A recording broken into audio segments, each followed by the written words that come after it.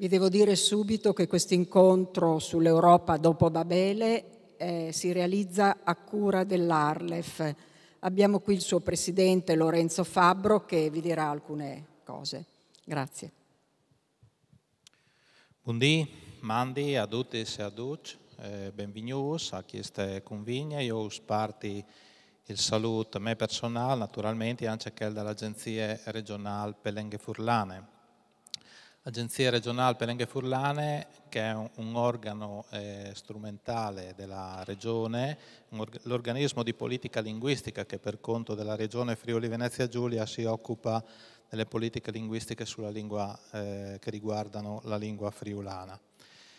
E il nostro compito in buona sostanza è quello di aiutare a porre in essere le leggi di tutela e quello di pianificare azioni per far sì che l'uso del friulano, anche del friulano, diventi normale in tutti i settori della vita quotidiana, dalle comunicazioni all'uso sociale della lingua alla scuola.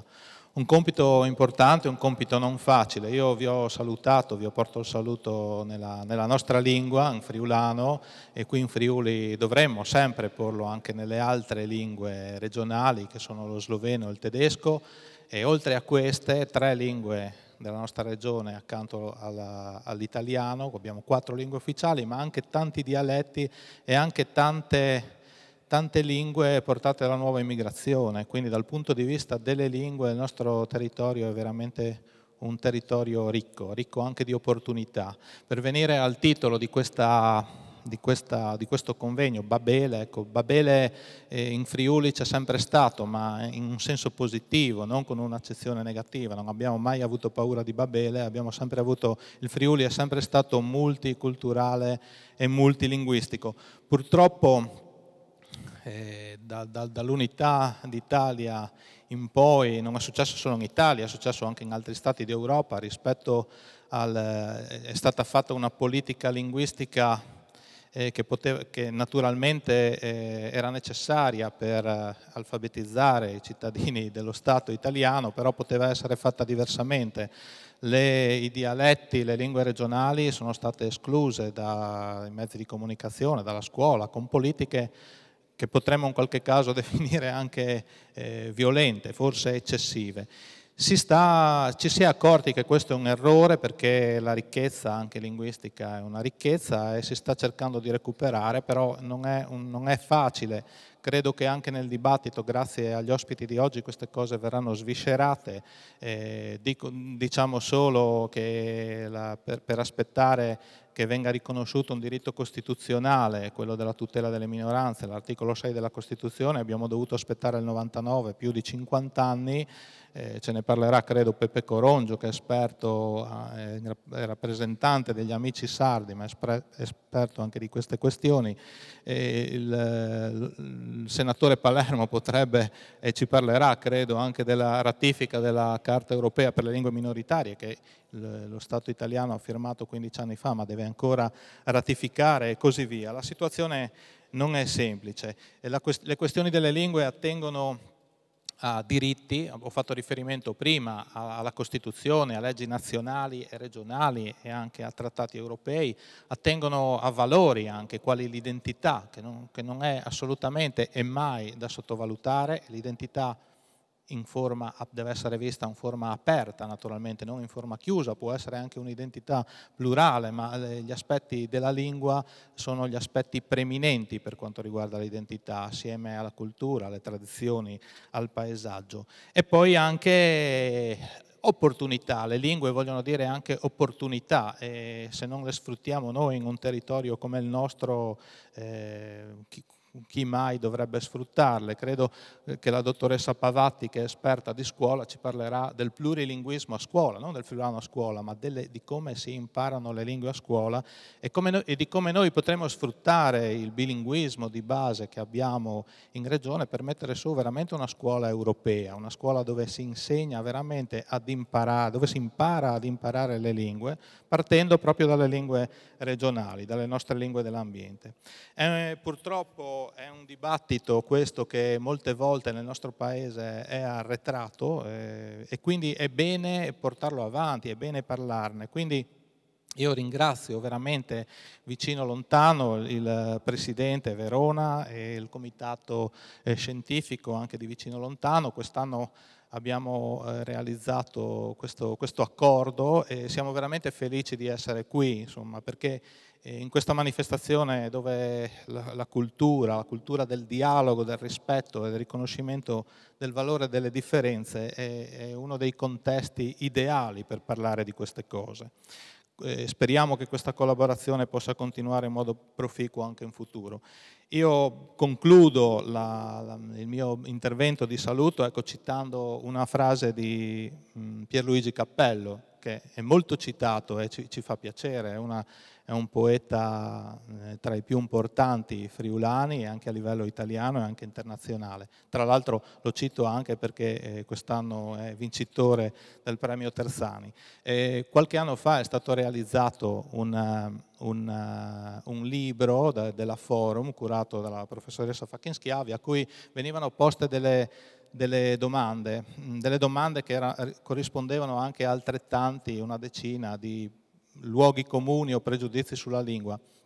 E una di queste domande, uno dei pregiudizi più fastidiosi era quello che ritiene chi usa lingue minoritarie, nel nostro caso era il friulano, delle persone chiuse e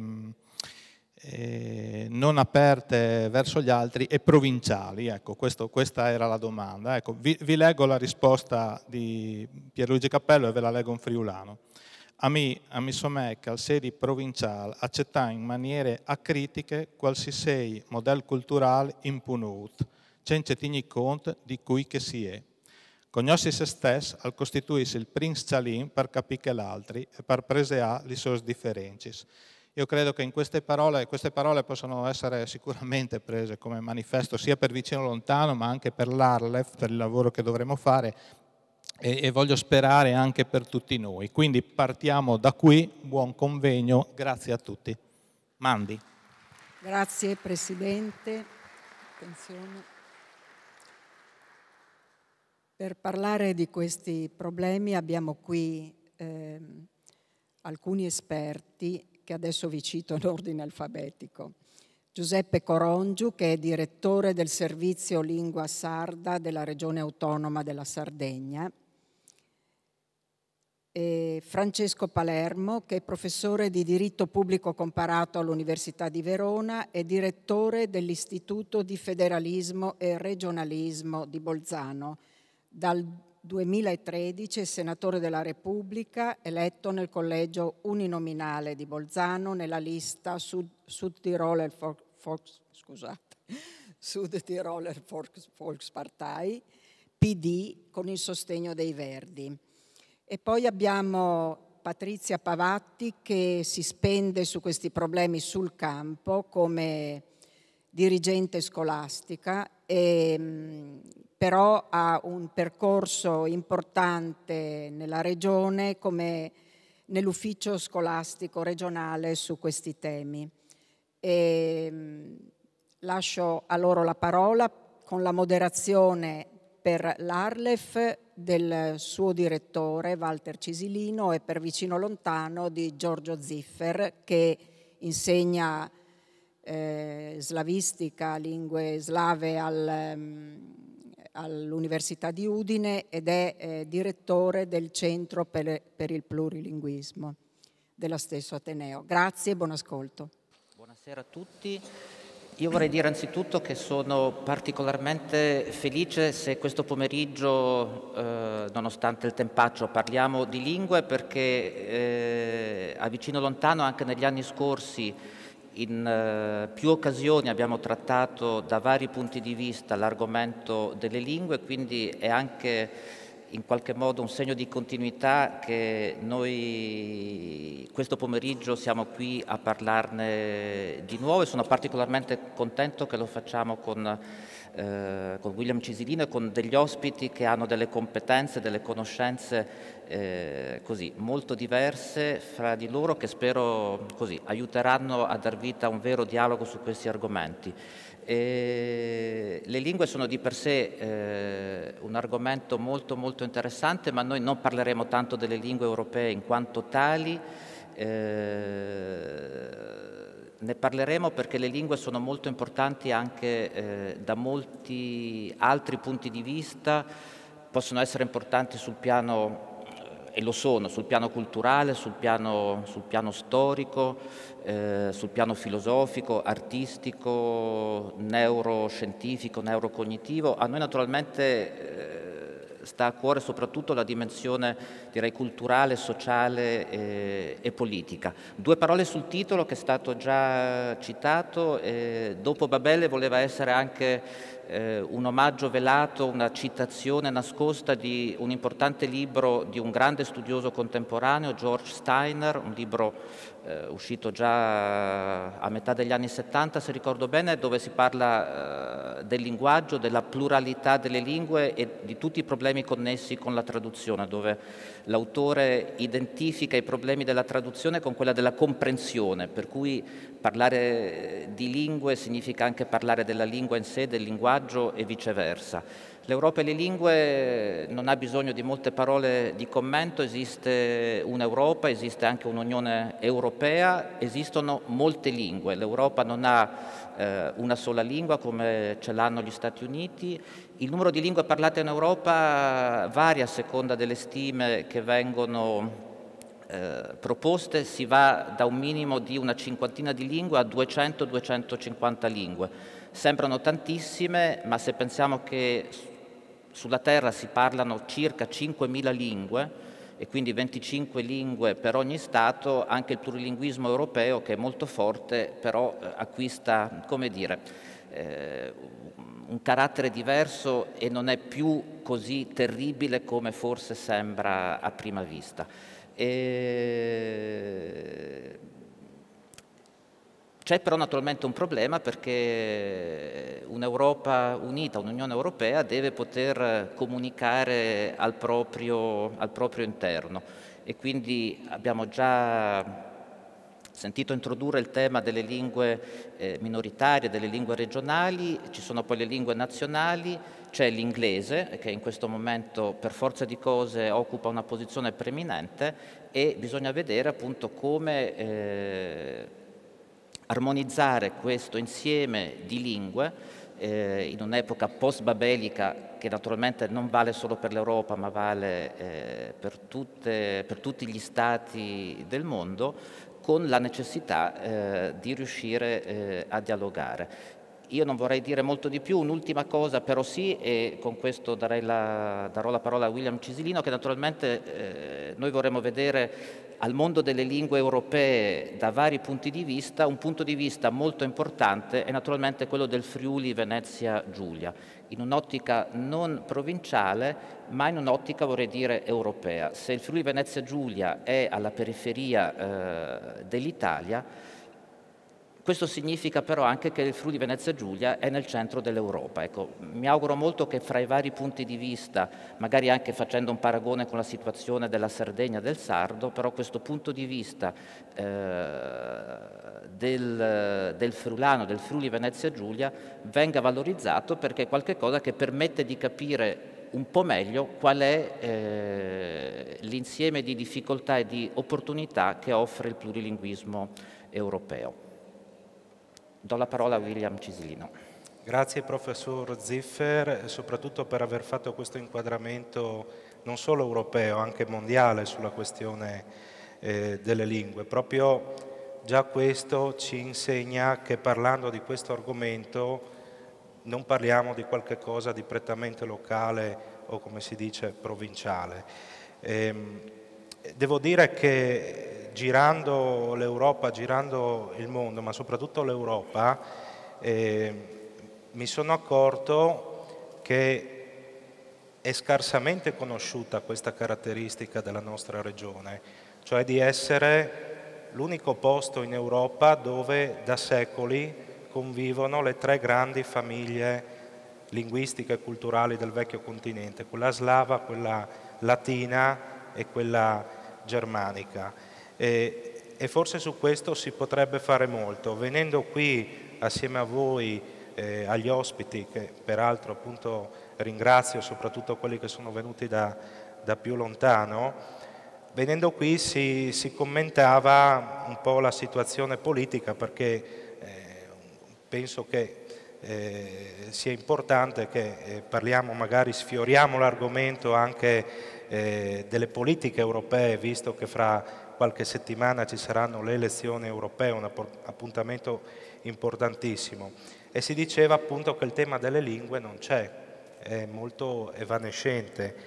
Invece la presenza del plurilinguismo in Europa, il fatto che vi siano più culture autoctone plurisecolari, è una delle caratteristiche fondative dell'Europa, forse è una delle differenze anche rispetto ad altri contesti come potrebbe essere quello degli Stati Uniti. L'altra differenza è che l'Europa ha una grande storia, e per passare la palla subito al senatore Palermo, mi scuserete se parto un po' da lontano, non da molto lontano, partirei dalla storia del Novecento, del secolo breve, citando Hobsbawm. Se noi guardiamo, a partire, diciamo così, dalla Prima Guerra Mondiale, già lì la questione delle lingue, delle minoranze è molto sentita.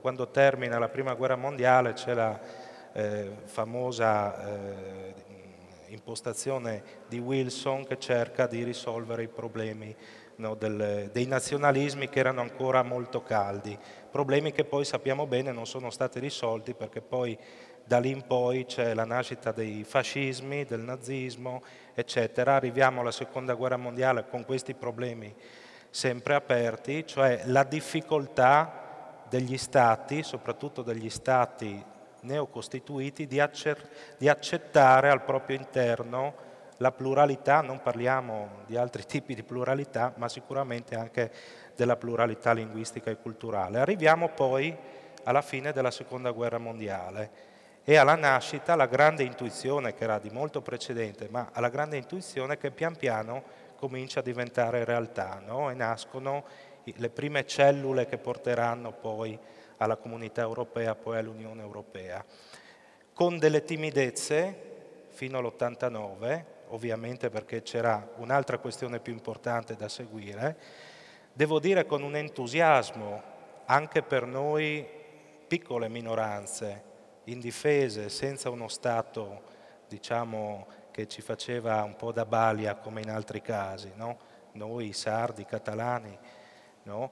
Devo dire che dal metà anni 80 fino ai primi anni del 2000 abbiamo trovato nell'Europa un punto di ascolto, a volte anche l'unico spazio dove potevamo esprimere le nostre opinioni e trovare anche un appoggio politico.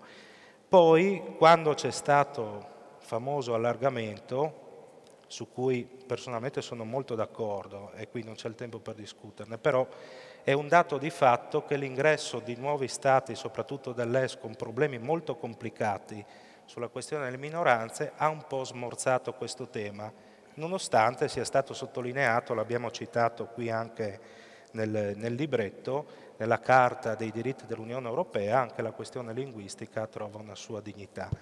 Ecco, io ho cercato veramente in estrema sintesi di ricordare i punti salienti della storia, da dove veniamo. Leggevo recentemente una bella intervista al presidente dell'Uruguay, no?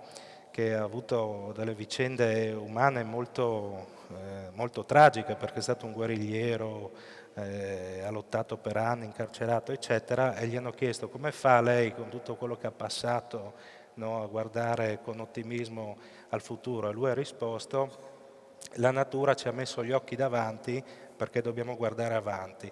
Ecco, allora vorrei chiedere al senatore Palermo come vede l'attuale situazione. Io mi sono fermato ai primi anni 2000. Come vede l'attuale situazione della tutela delle minoranze in Europa e come vede gli sviluppi futuri? Intanto grazie per l'invito. È vero che ci sono le luci contro gli occhi, ma questo non impedisce di vedere che la sala è abbastanza piena, nonostante la domenica pomeriggio, il maltempo e quant'altro.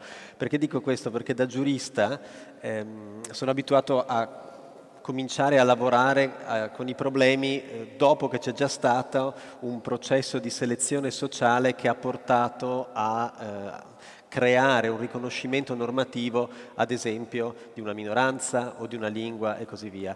Ma questo non può far dimenticare tutto quello che c'è prima. C'è bisogno di consapevolezza, di una partecipazione, di una voglia da parte anche delle persone di vivere l'esperienza multilingue e delle varie lingue. Poi magari torniamo sulla questione delle definizioni e così via. La fotografia dell'Europa di oggi, se prendiamo solo la fotografia, l'immagine che abbiamo adesso, nonostante la bella metafora degli occhi davanti, sembra che si stia tornando indietro. In questo momento c'è una fase, a mio avviso, di riflusso. L'ottimismo degli anni 90 era dovuto alla necessità dell'Europa, intesa in senso ampio, quindi non soltanto l'Unione Europea, ma direi soprattutto il Consiglio d'Europa e l'OSCE, si sono attivate moltissimo perché c'erano delle emergenze che non avevano strumenti per poter essere controllate. Sappiamo qual era la vicenda di quegli anni e le organizzazioni internazionali hanno scoperto così, quasi all'improvviso, che un'impostazione basata soltanto sulla tutela dei diritti individuali delle persone non era sufficiente a colmare quella dimensione collettiva che è connaturata alla tutela delle minoranze e alla tutela delle lingue. Per cui si è cominciato a correre rapidamente, si sono approvati degli importanti documenti che hanno costituito la base per un intervento molto efficace nella seconda metà degli anni 90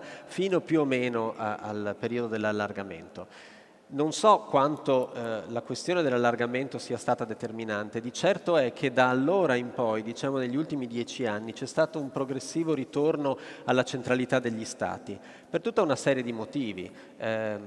Sicuramente per l'allargamento, sicuramente per l'emergenza economica, sicuramente per la sfida data dall'immigrazione, che per molti è stata vista come qualcosa di completamente staccata, diversa, opposta e da affrontare con strumenti diversi rispetto a quelli che sono previsti per le minoranze tradizionali.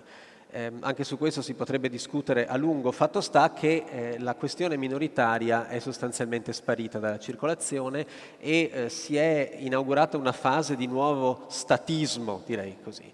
Però se noi togliamo gli occhi dal fotogramma attuale, che non è particolarmente incoraggiante, e guardiamo tutto il film, allora forse qualche motivo di ottimismo maggiore c'è, perché comunque c'è stato un progresso enorme negli ultimi 20 anni, anche se negli ultimi 10 con un forte rallentamento. La sensibilità è maggiore, gli Stati sono sì ancora i padroni della scena, ma stanno riconoscendo tutti la loro natura intrinsecamente plurilingue e pluralistica. Il plurilinguismo è la regola, è vero che ogni territorio ha le sue particolarità e che ogni situazione è diversa dall'altra, ma è anche vero che ciò che accomuna tutti i territori d'Europa, chi più chi meno, è proprio la ricchezza linguistica, la ricchezza culturale. Una maggiore consapevolezza sta arrivando da questo punto di vista e quindi io penso che i prossimi 10 anni probabilmente saranno meno neri dei 10 precedenti. Ecco, l'Italia come si colloca in questo contesto? Lei sta seguendo già dal suo insediamento in Senato la questione della ratifica della Carta Europea delle Lingue Regionali o Minoritarie, no? Il Presidente dell'Arlef prima ricordava che è una quindicina d'anni che aspetta la ratifica da parte del nostro Stato. Qual è la situazione al momento? L'Italia, come al solito, è un paese di contraddizioni, è uno dei paesi con una tutela più avanzata delle minoranze e delle culture minoritarie in determinate aree, e allo stesso tempo è uno dei più assimilazionisti in altri ambiti e con riferimento ad altre lingue e culture.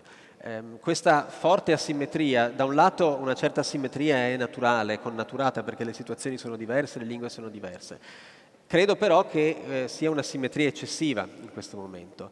Il fatto che l'Italia abbia ratificato la Convenzione quadro per la tutela delle minoranze nazionali, che è lo strumento che tutela i gruppi, le minoranze in quanto tali, e non abbia ratificato, pur avendo firmato già dal 2000, la Carta europea per le lingue regionali o minoritarie, che invece è lo strumento che guarda alle lingue e non alle persone che le parlano, anche se è chiaro che è molto difficile poi distinguere i piani, mostra il fatto che questo Paese ha ancora paura di fare un passo ulteriore, nonostante faccia parte degli impegni assunti nei confronti del Consiglio d'Europa. Perché non si fa? Non si fa perché ci sono diverse barriere, sia di natura giuridica che di natura politica che di natura mentale, direi. Di natura giuridica perché si ritiene che con la tutela delle minoranze nazionali si sia in qualche modo risolto il problema e non ci sia bisogno di fare un passo in avanti, tant'è che si dice ma in fondo le lingue che sarebbero protette dalla ratifica della Carta sarebbero le stesse che sono parlate dalle minoranze già riconosciute, per cui sarebbe sostanzialmente inutile, ed è evidentemente un paradosso, ma è sbagliato. Le obiezioni di natura politica sono di varia natura e soprattutto variano dalla questione della tutela della lingua romanes, dei Rom e dei Sinti, verso i quali non c'è un atteggiamento particolarmente entusiasta da parte delle autorità pubbliche a qualunque livello, fino alla paura dei costi maggiori che potrebbero derivare soprattutto per le due grandi lingue minoritarie che hanno dei problemi di tutela in questo momento, che non a caso sono il friulano e il sardo. E poi ci sono degli ostacoli di natura culturale e mentale che sono i più difficili da superare, perché l'Italia, nonostante sia un mosaico di lingue, di culture, di popoli, fa fatica a leggersi ancora come qualcosa di diverso da uno Stato nazionale. Si riconoscono alcune eccezioni, la regione da cui provengo io è una di queste, naturalmente sì, voi lassù in Alto Adige siete una cosa particolare, ma si dimentica che, sia pure magari in modo non così intenso, questa differenza c'è dappertutto e che la ricchezza di queste culture può fare anche la ricchezza del Paese. Ma basta entrare in un ministero per accorgersi di come la mentalità sia ancora napoleonica e prefettizia e ci sia ancora un lungo percorso da fare per avere il convincimento che questo tipo di ratifica, per esempio, e altri passi per la tutela delle culture minoritarie siano non un impoverimento, ma sostanzialmente un arricchimento, tanto più per un Paese che ha già delle buone credenziali nel suo complesso per quanto riguarda la tutela delle minoranze. Francamente faccio fatica a spiegarmelo. Grazie, perché la risposta era molto sincera e anche esauriente. Quindi ci dà anche il quadro vero della situazione, no? Perché tante volte chi si occupa di politica tende ad essere un po' più diplomatico del professor Palermo. Invece abbiamo capito che ci sono delle difficoltà consistenti, speriamo appunto di poterle superare. Io ho qui in mano un libro molto interessante, molto originale, che ha appena dato le stampe il dottor Corongiu, che si chiama Il sardo, una lingua normale. E appunto vorrei partire da questo titolo per cercare di indagare assieme al professor Corongiu qual è la dinamica Stato-minoranze. Adesso abbiamo visto la dinamica minoranze, Europa, Stato, Europa. Qual è dal tuo punto di vista la dinamica Stato-minoranze? Perché e anche regioni minoranze, autorità locali, elite culturali locali e minoranze. Perché il sardo e il friulano faticano ad essere lingue normali? Diciamo che il sardo e il friulano sono lingue normali, forse noi non siamo normali, siamo anormali nel modo di guardarle. Ma intanto, prima di rispondere alla domanda, volevo anch'io ringraziare gli organizzatori per l'invito e soprattutto per l'allestimento così molto suggestivo in questo locale particolare che fa risaltare proprio le differenze e le diversità, che è un po' il tema chiave di questa chiacchierata che stiamo portando avanti.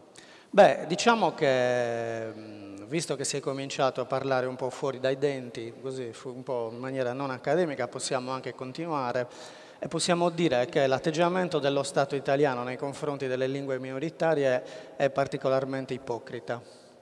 Nel senso che, da un lato è vero, ci sono state tante aperture alle lingue minoritarie negli ultimi decenni, soprattutto alle lingue minoritarie non tutelate da trattati internazionali, quindi il caso del sardo e del friulano, però nel complesso c'è una grande resistenza che è soprattutto ideologica, una resistenza che ha a che fare con la concezione che si è avuta un po' in Italia rispetto alla nostra storia di costruzione di uno Stato così molto centralista che doveva annullare tutte le differenze, e anche un'ipocrisia di fondo che alla fine si ripercuote sulla stessa popolazione, anche sugli stessi parlanti, sulle persone che poi parlano queste lingue minoritarie.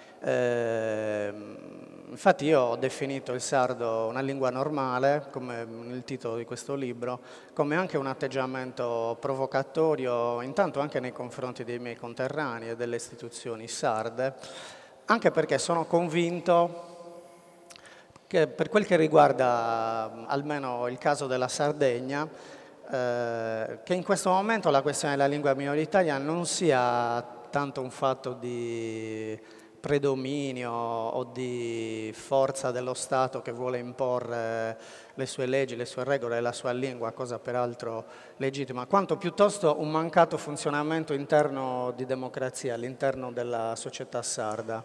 E cioè c'è un forte sentimento popolare di riappropriazione della lingua in Sardegna che viene un po' bloccato dalle elite, quelle elite che poi si rifanno a quella concezione ipocrita dello Stato. Spesso le lingue minoritarie sono in difficoltà e penso che questo sia anche il caso del friulano. Poi magari qualche dettaglio cambia, la realtà sociale, economica è diversa, però certe tendenze poi nelle lingue minoritarie si assomigliano tanto. Però il problema sostanziale è quello che io un po' ho cercato di spiegare nel libro, è quello proprio del modo in cui le popolazioni guardano, osservano e giudicano la propria lingua.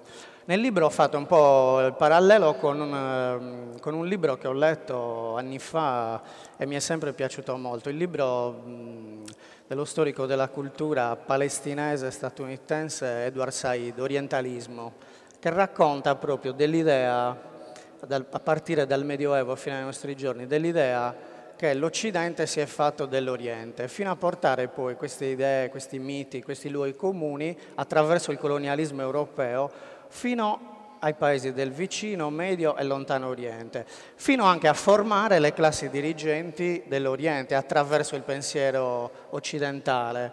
Cioè siamo noi che abbiamo formato un po' la realtà orientale. Se pensiamo anche alla cartina dei paesi orientali, diciamo dal Marocco fino all'India, quella cartina geopolitica l'abbiamo fatta noi colonizzatori, no? E quindi le classi dirigenti orientali hanno cominciato a vedere la loro realtà con gli occhi degli occidentali, riconoscendo le loro caratteristiche attraverso gli occhi degli occidentali, quindi pregiudizi, luoghi comuni, introiettati e poi fatti propri nella realtà. Allora, quando ho letto questo libro, a un certo punto c'era una pagina di Said che mi ha colpito molto, che diceva: il punto di forza del colonialismo occidentale in Oriente non sono stati gli eserciti, sì certo, anche gli eserciti hanno contato molto, ma sono state soprattutto le cattedre di filologia e di linguistica, perché ricordiamoci che gli occidentali vanno in Oriente convinti di essere i migliori del mondo, perché noi abbiamo il greco e il latino, perché abbiamo una civiltà comunque compiuta, e si trovano davanti invece improvvisamente delle civiltà che migliaia di anni prima hanno espresso lingue e letterature di grande prestigio, come per esempio il sanscrito. E quindi nasce la linguistica e nasce la filologia, o comunque diventa, diciamo, una disciplina scientifica a tutto campo, perché cerca di spiegare il perché in esseri ritenuti, diciamo così, inferiori, sintetizzo molto e semplifico, invece sono padroni di queste culture, di queste civiltà. Allora ho pensato, ma guarda un po', facendo il ragionamento in scala, nella nostra scala ridotta di isola sarda, un po' è successo lo stesso fenomeno. La classe dirigente, le elite intellettuali che hanno sempre egemonizzato la cultura dell'isola non hanno fatto altro che in realtà riprendere osservazioni, scritti, pensieri, modi di vedere la Sardegna che venivano dall'esterno, farli propri e poi farli discendere alla popolazione ed educare tutta una popolazione a queste idee, come una sorta di orientalismo in piccolo alla sarda, che si è riverberato su tante questioni della sardità su cui oggi sarebbe bello soffermarsi, ma non è possibile. Ma insomma, i luoghi comuni, diciamo, sui sardi li conosciamo tutti abbastanza bene. Però per quel che riguarda la lingua poi alla fine è una lingua arcaica, perché Dante riteneva che il sardo fosse molto vicino al latino rispetto ad altre lingue, e poi invece negli ultimi 15 anni abbiamo visto in tante università europee venire fuori studi che mettevano un po' in discussione questo assioma, o comunque lo rivedevano alla luce di dati falsificabili. Il sardo è una lingua rustica, il sardo è una lingua che non riesce ad esprimere come dire, assiomi alti, il sardo è una lingua proibita ai bambini, perché disturba l'apprendimento dell'italiano. Poi sono cose che ricorrono in tutte le lingue minoritarie, almeno, anche se non in tutti, in alcuni dettagli. Il sardo è una lingua vietata alle donne, perché le donne subiscono doppiamente la violenza, intanto perché sono sarde e non devono parlare il sardo, si devono omologare, si devono italianizzare. E secondariamente la subiscono come violenza di genere, perché il sardo, essendo una lingua rustica, come tutte le lingue minoritarie, una lingua macista, diciamo così, non si adatta bene alle donne, perché le donne devono essere così come le vuole lo sguardo maschile, carine, eleganti, raffinate, quindi non possono parlare la lingua minoritaria, che notoriamente è una lingua dei grezzi. Allora, questa visione che penetra nella popolazione si associa alle chiusure, diciamo così, di Stato, a questa asimmetria di tutela delle lingue, e provoca questo cortocircuito che viviamo in Italia, dove continua come dire, questa visione centralistica anche dal punto di vista linguistico, quando uno Stato, tutti sappiamo che può funzionare benissimo anche con diverse lingue e con diverse identità, e la popolazione, diciamo, in preda un po' a questi miti, a questi stereotipi, a questi luoghi comuni che non hanno niente di scientifico, contribuisce a suo modo a rendere questa situazione un po' triste e un po' difficile, per cui diciamo che il nucleo principale del libro, del ragionamento e del lavoro anche del servizio lingua sarda di questi anni è proprio questo, cioè il sardo e le altre lingue minoritarie italiane come il friulano sono assolutamente delle lingue normali, sono assolutamente come tutte le altre lingue, non sono come vengono dipinte, però siamo noi che le vediamo in modo anormale perché siamo pervasi da questa sorta di pregiudizio.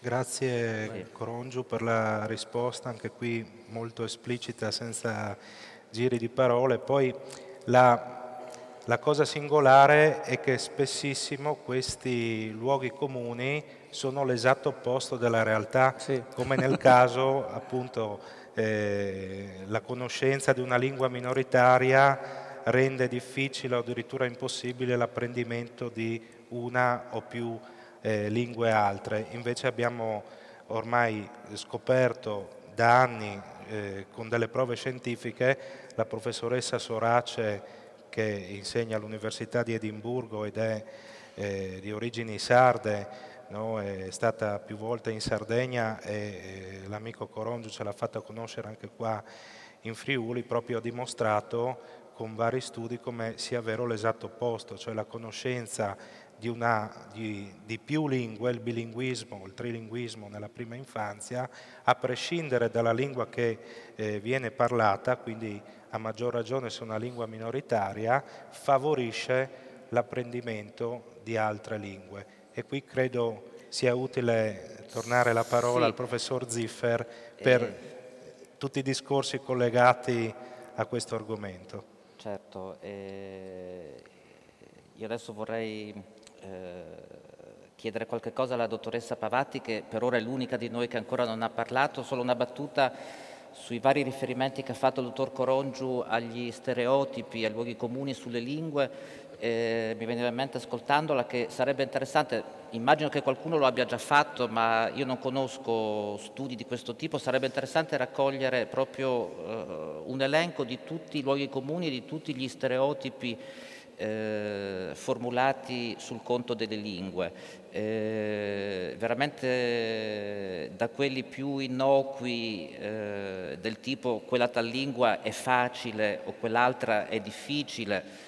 Tutte le lingue sono facili e difficili allo stesso modo, se uno le vuole davvero apprendere bene, ad altri stereotipi invece molto più pericolosi, perché parlando di una lingua uno parla poi anche di un popolo, di una popolazione, quindi attraverso giudizi sulle lingue si possono così ferire non le persone, non le lingue, ma le persone che quelle lingue, le comunità che quelle lingue le parlano. È già, come dire, affiorato in vari interventi precedenti il tema della scuola, che è un tema secondo me fondamentale nella prospettiva dalla quale noi stiamo guardando al tema delle lingue.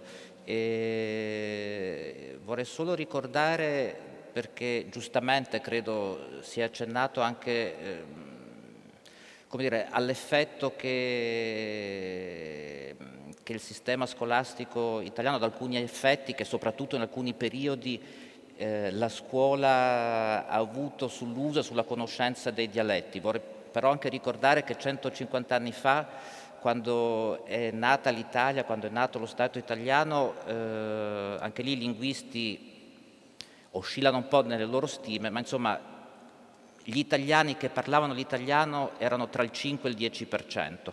Se oggi tutti gli italiani, bene o male, più bene che male, parlano l'italiano, noi lo dobbiamo soprattutto alla scuola. Quindi la scuola ha avuto anche un effetto altamente positivo. Naturalmente alcune cose proprio sul piano dell'educazione linguistica potevano andare diversamente.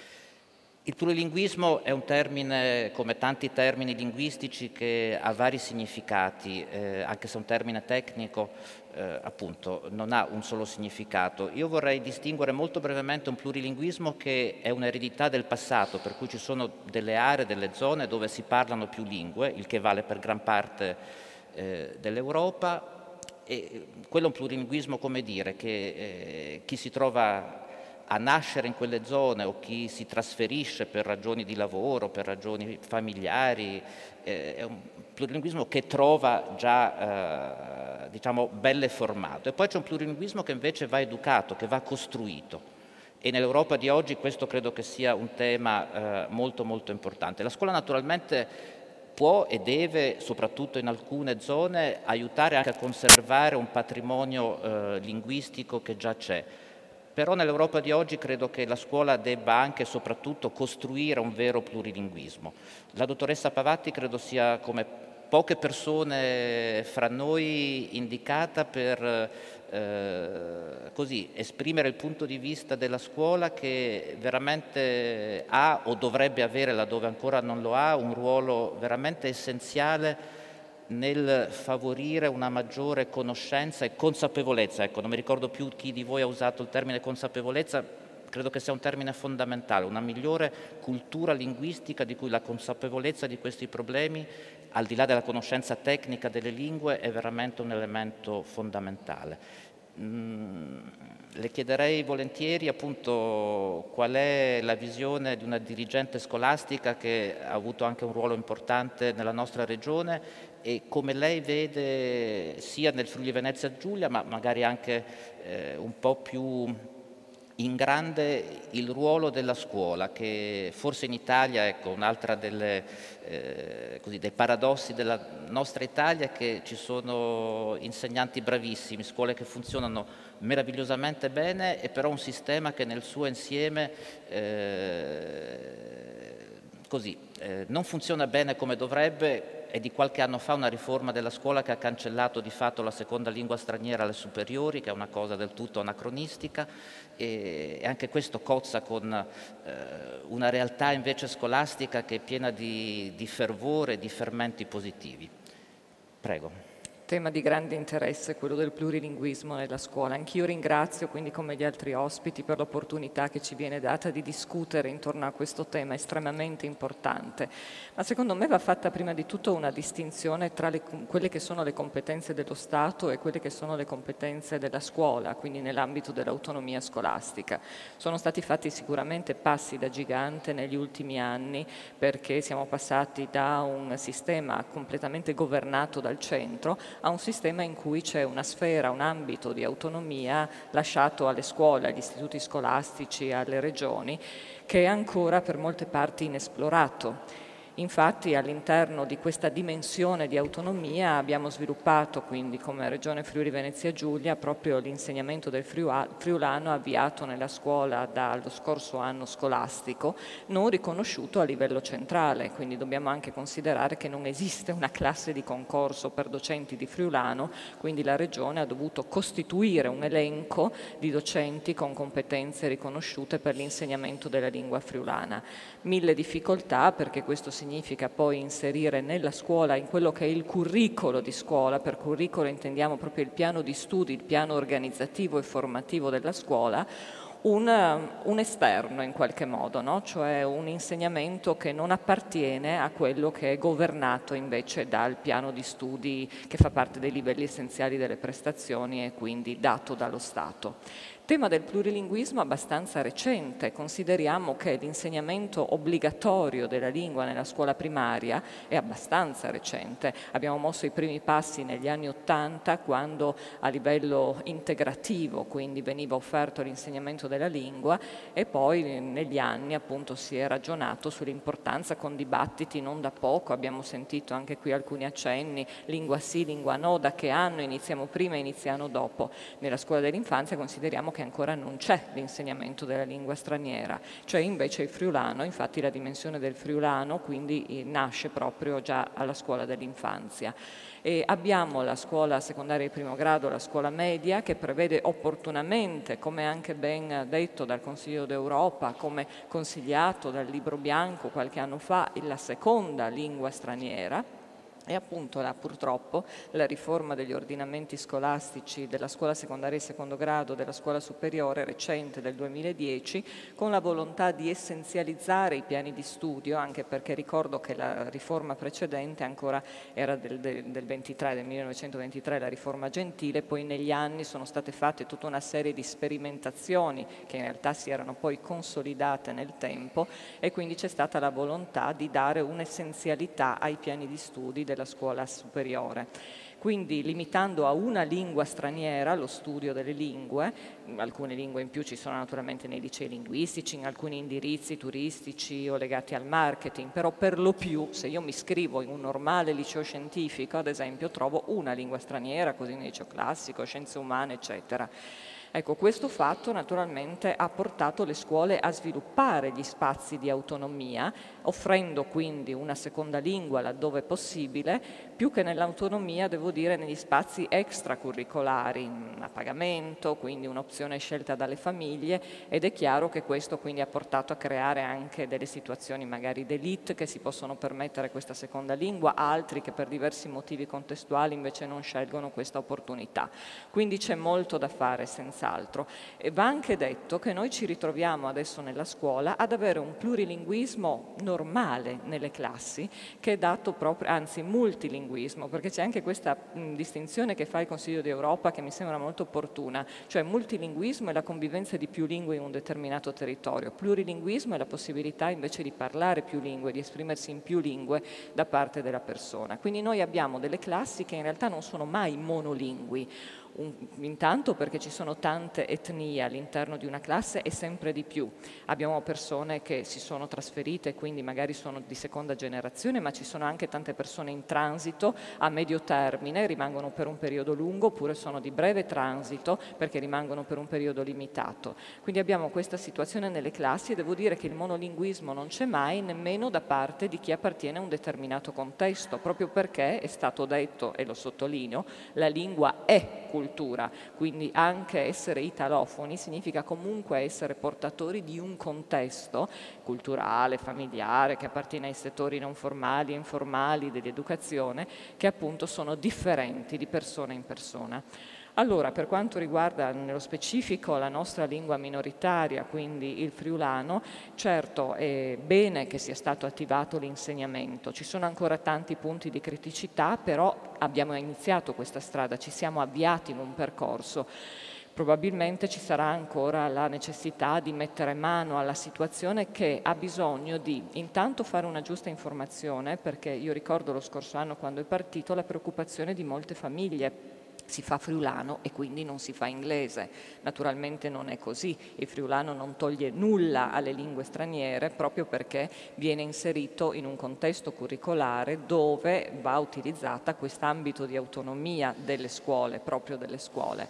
Dicevo però c'è molto ancora da fare perché va un po' coinvolta l'opinione pubblica, vanno supportati gli insegnanti, mancano i materiali a supporto dell'insegnamento, manca un centro di documentazione, guardo il dottor Cisilino, molte volte discutiamo insieme di questo, cioè manca proprio l'opportunità di far circolare tutte le cose che sono state costruite negli anni da parte dei docenti, creare una comunità di pratica professionale, far dialogare i docenti. Ecco, in questo senso l'autonomia scolastica non basta, è necessario allora che ci sia davvero un coordinamento che è sovraordinato in qualche modo alle scuole o comunque che possa davvero mettere insieme, fare rete, fare network di tutte le buone pratiche.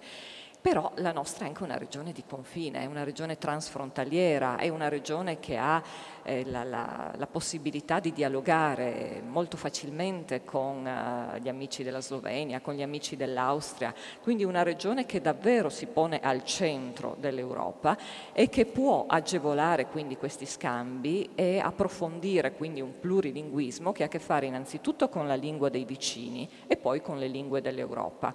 Allora consideriamo anche che importanza ha l'Europa, visto che di questo anche oggi parliamo, rispetto alla scuola. L'Europa non ha competenza primaria nell'ambito dell'istruzione, però dal 2000 in poi, cioè da quando ci si è resi conto che per rendere l'Europa veramente competitiva bisogna agire sulla formazione, sull'educazione, ha dato tutta una serie di raccomandazioni che hanno inciso non poco poi nelle politiche dell'istruzione degli Stati membri. Consideriamo le famose competenze chiave del 2006, cioè praticamente rivoluzionato un po' il modo di fare scuola, non ci basiamo più sui contenuti, sulle conoscenze, agiamo sulle competenze. Tra queste ci sono le competenze di base in cui la madrelingua e la conoscenza delle altre lingue appunto rappresentano una competenza prioritaria, ma ci sono anche tutte le competenze trasversali. Allora in questo ambito noi dobbiamo guardare anche alla nostra identità, però con un occhio rivolto verso l'Europa e in questo senso possiamo dialogare quindi con gli altri paesi partendo proprio da Austria e da Slovenia e quindi cercare di costruire dei moduli formativi comuni, condivisi, sulla base delle raccomandazioni che ci vengono dall'Europa, cioè proviamo ad agire quindi sulla sfera delle competenze per sviluppare un plurilinguismo. In questo naturalmente ci sta un ambito enorme, la possibilità di utilizzare diversi istituti, lo scambio dei docenti, l'osservazione in classe, lo scambio, la mobilità degli studenti, però si tratta di spazi ancora inesplorati. Le idee ci sono, bisogna naturalmente concretizzarle, la possibilità c'è, ma dobbiamo guardare davvero all'ambito nostro di autonomia, non tanto a livello centrale, perché i supporti, è stato già detto, probabilmente sono un po' carenti. Ecco, molte grazie per queste considerazioni molto molto interessanti e intelligenti.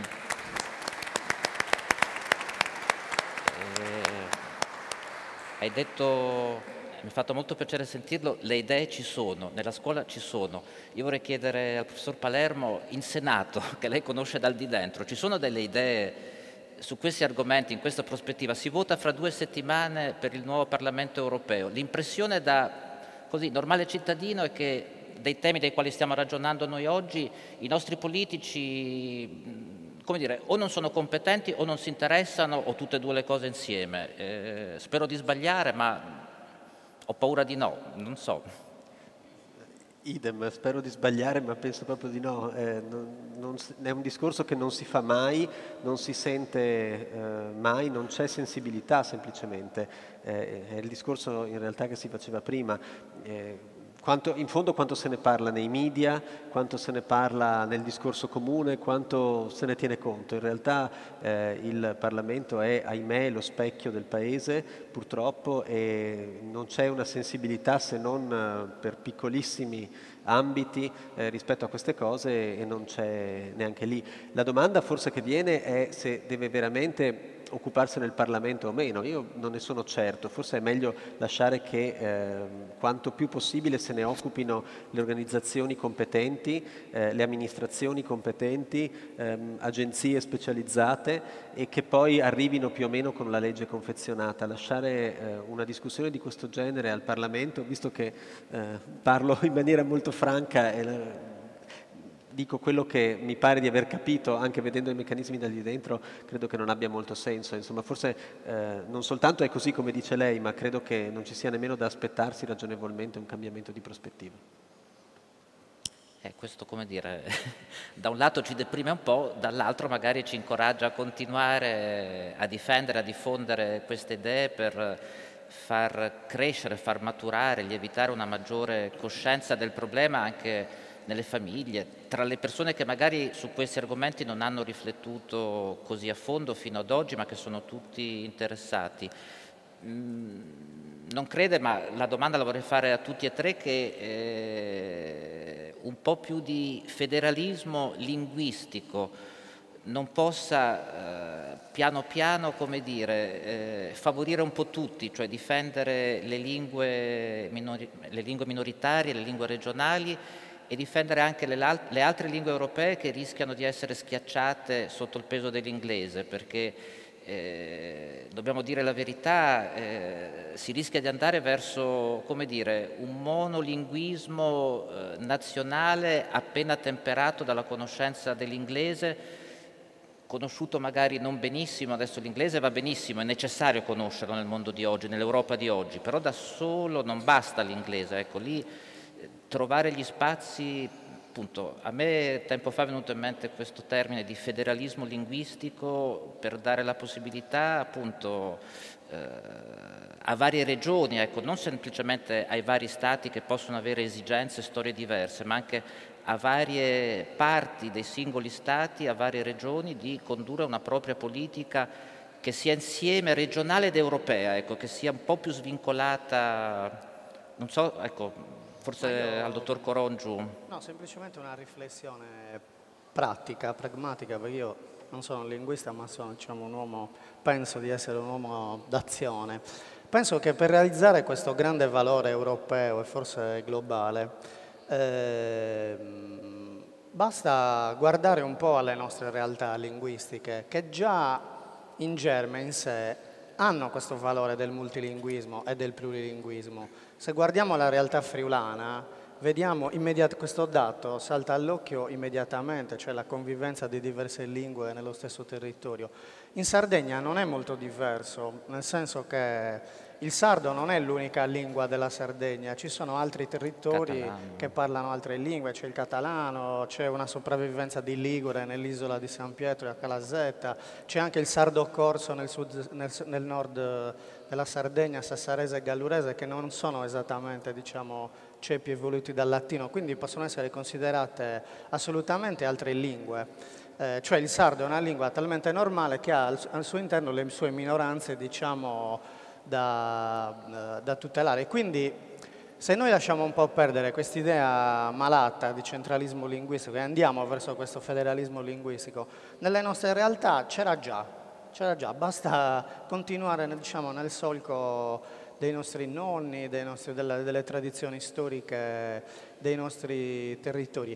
E penso, anche per riallacciarmi a quello che è stato detto prima, che sono molto d'accordo su quello che dice il senatore Palermo e noi in qualche modo negli ultimi anni l'abbiamo realizzato, cioè abbiamo capito che in questa fase lo Stato non ci può aiutare più di tanto per varie ragioni, perché è finita quella stagione d'oro, perché ci sono pochi soldi, perché non c'è la mentalità. Quindi tanto vale, e noi come servizio della Regione Sardegna l'abbiamo fatto, tanto vale valere sulle proprie forze, sul proprio bilancio e sulla nostra capacità di influenzare anche i politici locali per avere risorse a disposizione da utilizzare, perché è vero che abbiamo pochi strumenti giuridici per insegnare il sardo, il friulano a scuola, è vero che ci sono tanti ostacoli di natura culturale, però anche nella situazione legislativa vigente si possono fare tante cose. E noi le abbiamo fatte in questi anni, abbiamo frequentato un po' di meno i ministeri romani, perché tanto è come sbattere la testa su un muro di gomma, si torna sempre indietro con le mani vuote, e abbiamo lavorato più sul Consiglio regionale della Sardegna, sulla Giunta, siamo riusciti ad aumentare i fondi del servizio di lingua sarda del 300%, pur in una situazione di crisi devastante. Siamo riusciti a finanziare tante iniziative, sarebbe bello elencarle adesso. Una di queste è proprio la collaborazione con l'Università di Edimburgo. Penso che siano queste, diciamo, cioè il federalismo poi alla fine si basa su questi principi. La Sardegna ha tutta una sua tradizione federalista, no? Che forse il personaggio più conosciuto è Emilio Lussu, che è stato anche Ministro della Repubblica, ma nella sua storia ha avuto tanti pensatori federalisti, non necessariamente indipendentisti, ed è quello di puntare sulle proprie forze, sulle proprie capacità, che è anche un insegnamento alle popolazioni, perché poi alla fine valorizzare la lingua del territorio significa puntare anche sul territorio e quindi, anche se indirettamente, incidere sull'economia, perché uno che è legato, che parla la lingua, che è legato al suo territorio, che lo ama, insomma non bisogna avere paura di usare anche queste parole, perché la lingua ti insegna anche ad amare la tua patria, la piccola o grande che sia, e quindi ti lega anche umanamente al territorio e tu scommetti di più sulla tua città, sulla tua regione,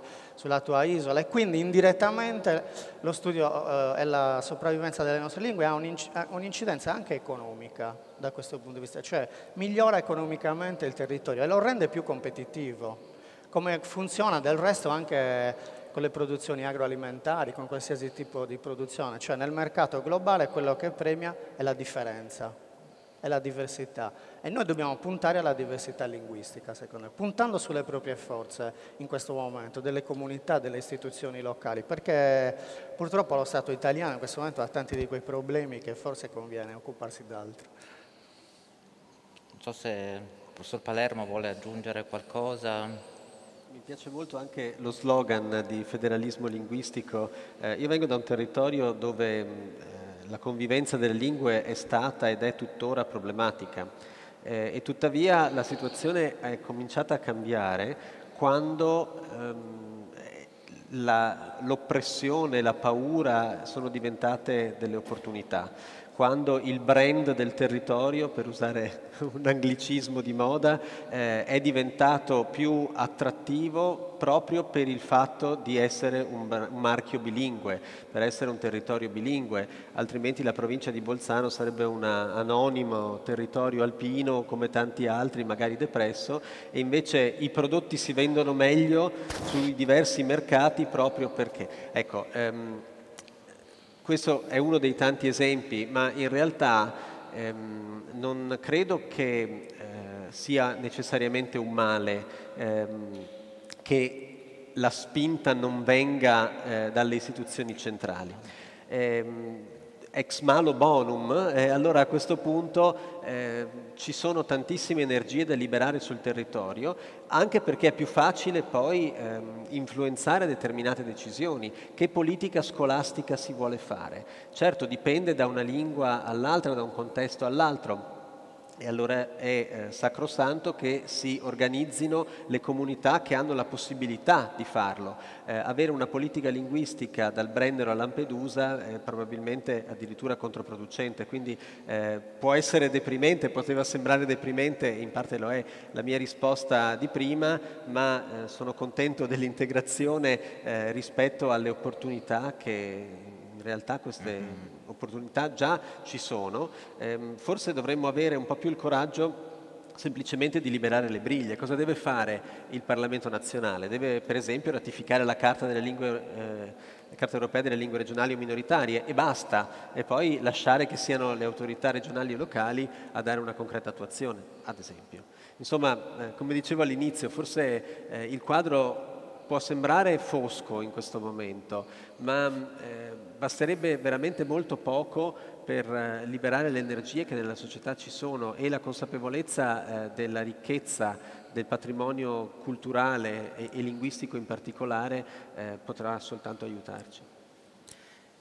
Un'altra parte del Made in Italy, ecco, per così dire. A questo proposito, se posso permettermi di fare una domanda all'altro moderatore di questo incontro, William Cisilino è direttore dell'Agenzia regionale per la lingua friulana. Abbiamo parlato molto di friulano, abbiamo parlato un po' poco di un'altra delle due lingue che si parla in questa regione, dello sloveno, e vorrei sollecitarti su come vede lo sloveno una persona che, come dire, per dovere d'ufficio, oltre che per passione, si occupa soprattutto di friulano. Ma io sono particolarmente fortunato perché provengo dal Medio Friuli, ma mi sono sposato con una ragazza di San Giovanni Natisone e noi abitiamo proprio al confine col comune di Cormons. Nel comune di Cormons c'è una comunità trilingue, non bilingue. Friulano, parlano friulano, sloveno e italiano naturalmente, e questo in maniera molto naturale, senza contrapposizioni di sorta fra le comunità, ovviamente non in tutto il territorio di Cormons, solo in una piccola parte, però in quella piccola parte queste tre lingue sono parlate fra l'altro con una competenza molto elevata. E in quest'area, come in tante altre aree slovene, esiste una scuola slovena, cioè una scuola che fa parte del sistema scolastico italiano, in cui le materie si insegnano in lingua slovena, dall'asilo fino alle elementari. Poi ci sono anche le scuole medie, ma bisogna andare da altre parti.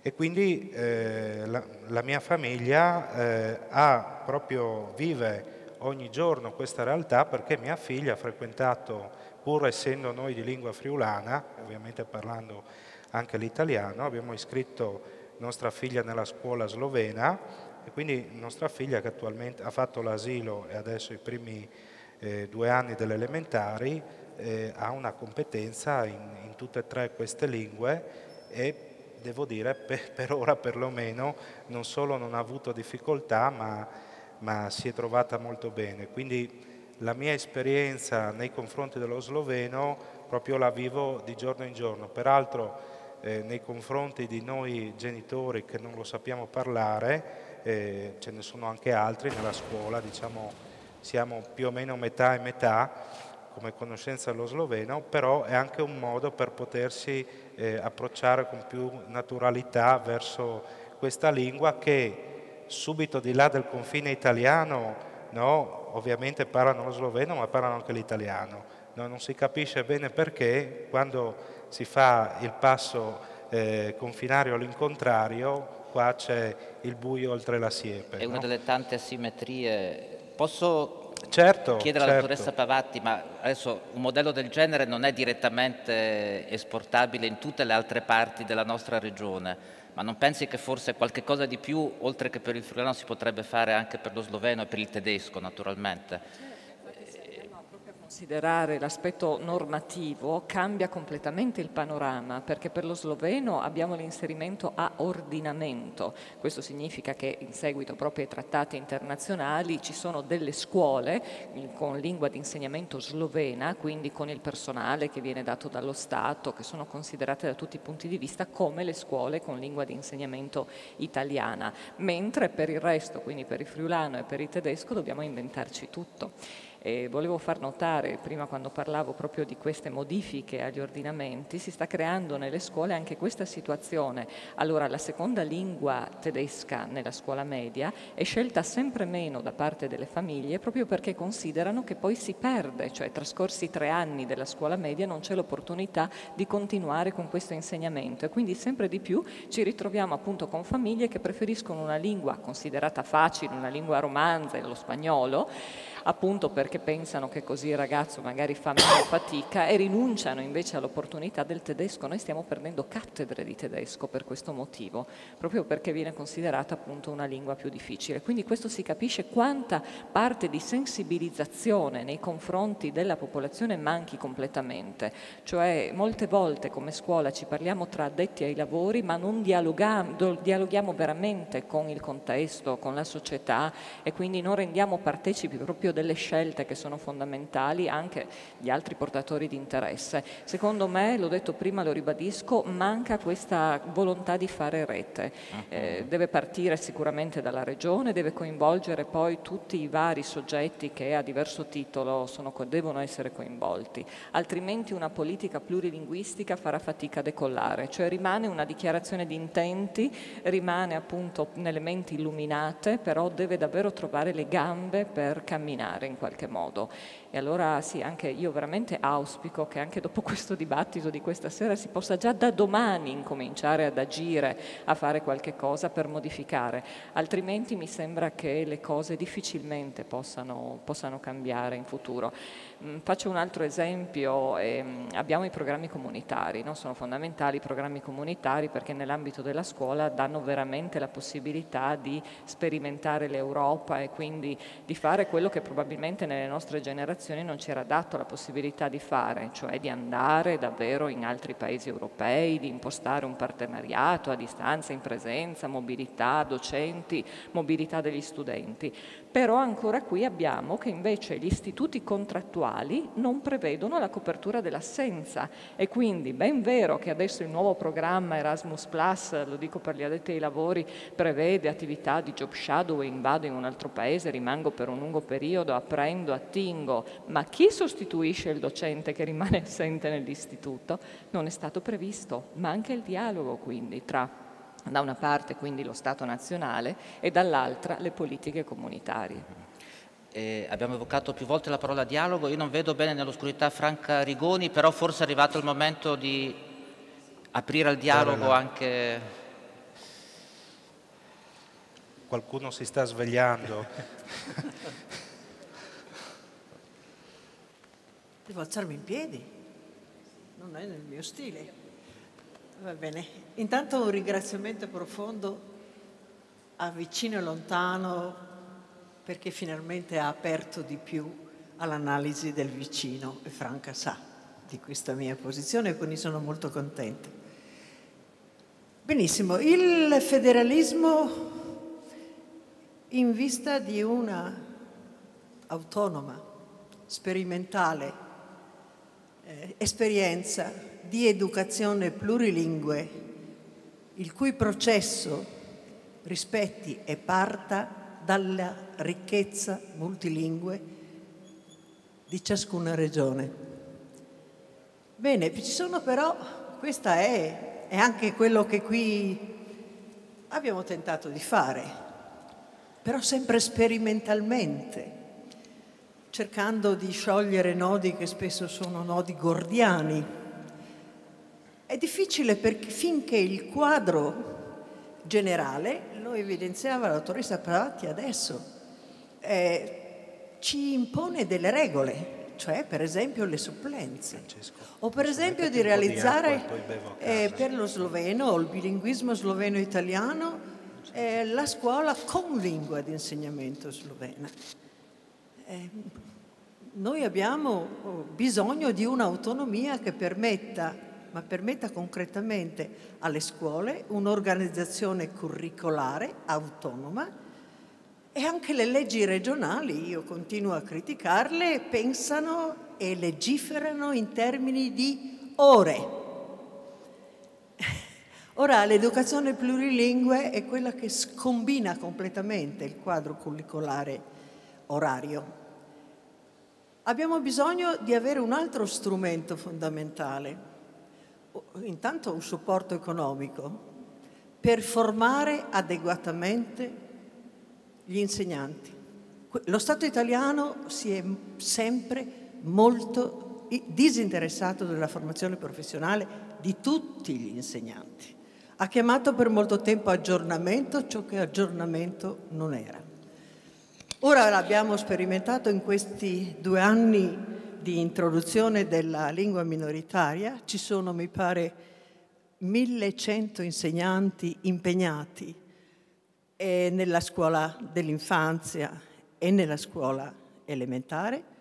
Molti di questi insegnanti, e lo hanno anche recentemente denunciato all'Arlef attraverso un'indagine che stiamo conducendo, hanno bisogno di essere formati, ma una formazione certo in servizio, ma continua, quindi un sostegno al loro lavoro continuo. Questi sono i problemi fondamentali, altrimenti tutto diventa velleitario, diventa invocazione di soluzioni, ma non arriveremo mai al dunque. Quindi io vedo bene affidare a ciascuna regione l'introduzione di questa educazione plurilingue, però bisogna che a livello regionale ci sia la consapevolezza di quelli che sono gli strumenti che devono essere messi in atto immediatamente per poi gradualmente avviare l'esperienza, per arrivare a formare quello che è l'obiettivo primario di tutti questi nostri discorsi, che i cittadini di queste nostre regioni diventino cittadini plurilingui. Grazie.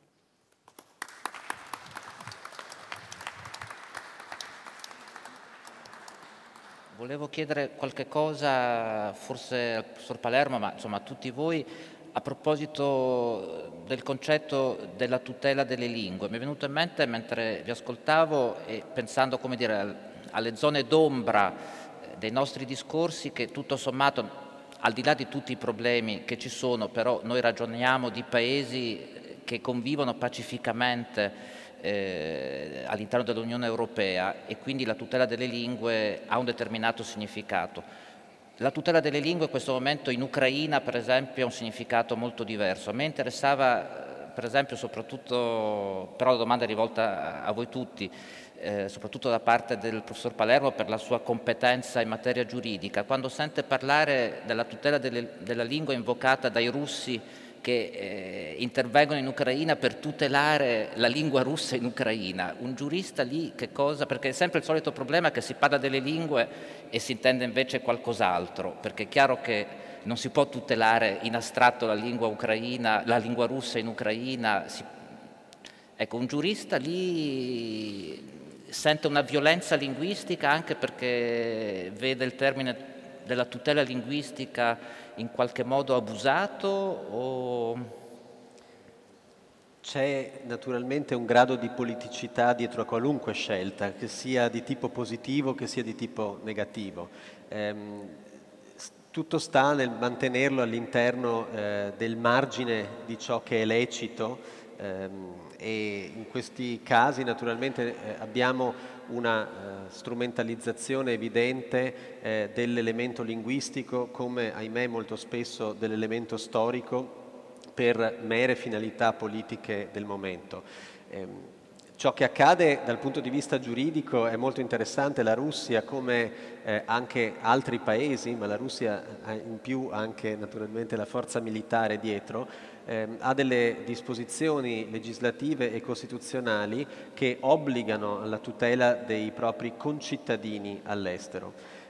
Il concetto di concittadino poi dal legislatore russo è stato sviluppato, inteso in senso molto estensivo, per cui non sono soltanto coloro che hanno il passaporto russo, eppure sappiamo che sono stati distribuiti con particolare generosità, ma anche coloro che parte dell'ex mondo sovietico si ritengano, a discrezione naturalmente dell'interprete russo su questo versante, parte del mondo culturale russo.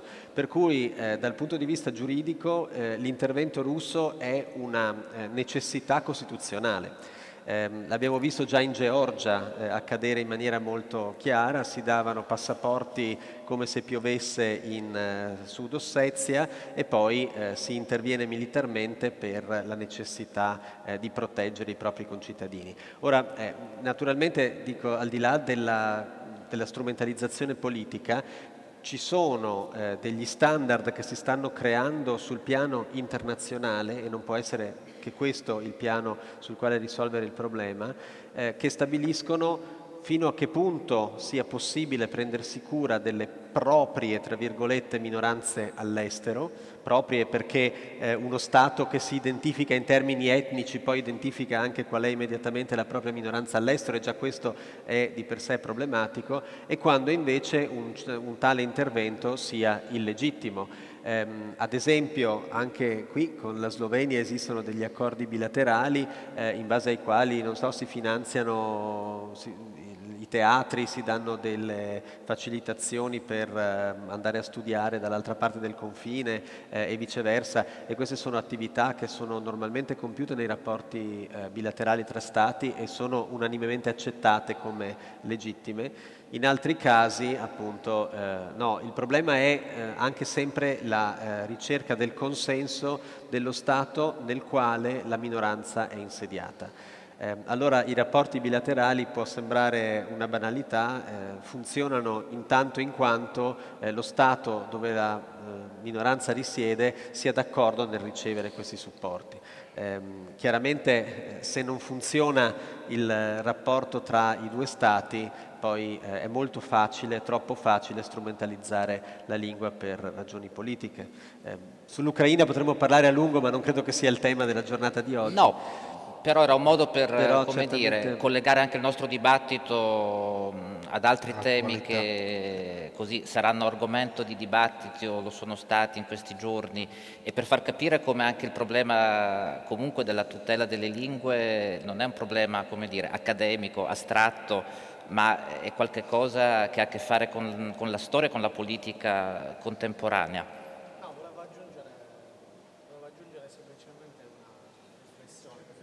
Il microfono. Un corollario a quello che era già stato detto, che c'è una grande difficoltà, a mio avviso almeno, dell'opinione pubblica italiana nell'osservare le vicende esterne all'Italia, le vicende che hanno a che vedere con minoranze linguistiche o nazionali, cioè come se l'imbuto stretto del nazionalismo linguistico italiano ci impedisse di vedere serenamente i problemi esterni all'Italia. Basta vedere, che so, come i giornali italiani descrivono quello che avviene in Catalogna, per esempio, dove, non so, a volte si parla per la Catalogna di leghismo, a volte di cose anche... Poi invece è un altro, come dire, è un'altra visione, un'altra situazione. È come se il monolinguismo italiano fosse diventato anche un monopensiero, no? Che ci impedisce poi di capire la complessità delle altre situazioni, ecco, solo questo. Sì, ho visto, c'è molta gente. Ecco, io mi occupo di minoranze, ma per molti anni ho formato insegnanti delle grandi lingue europee e mi sono laureata in inglese. Ecco, mito e leggenda dell'inglese in Italia. Forse qualcuno dovrebbe denunciare che introdotto nella scuola elementare, mito, Non si è sentito? Si sente? Che è un mito, ed è vero, i bambini lo imparerebbero se avessero degli insegnanti opportunamente formati. Bene, lo Stato italiano, che non si è mai occupato, come dicevo prima, molto della formazione professionale, ha pensato che gli insegnanti che non conoscono l'inglese from scratch, proprio completamente digiuni di lingua e cultura inglese, potessero essere formati e quindi avessero la possibilità di insegnarlo ai nostri bambini con 50 ore di formazione, delle quali 30 a distanza e 20 in presenza. In uno Stato in cui le lingue vengono trattate in modo così scandaloso, io credo creino frustrazioni in primis negli insegnanti e soprattutto save the children, please. Sì. The children.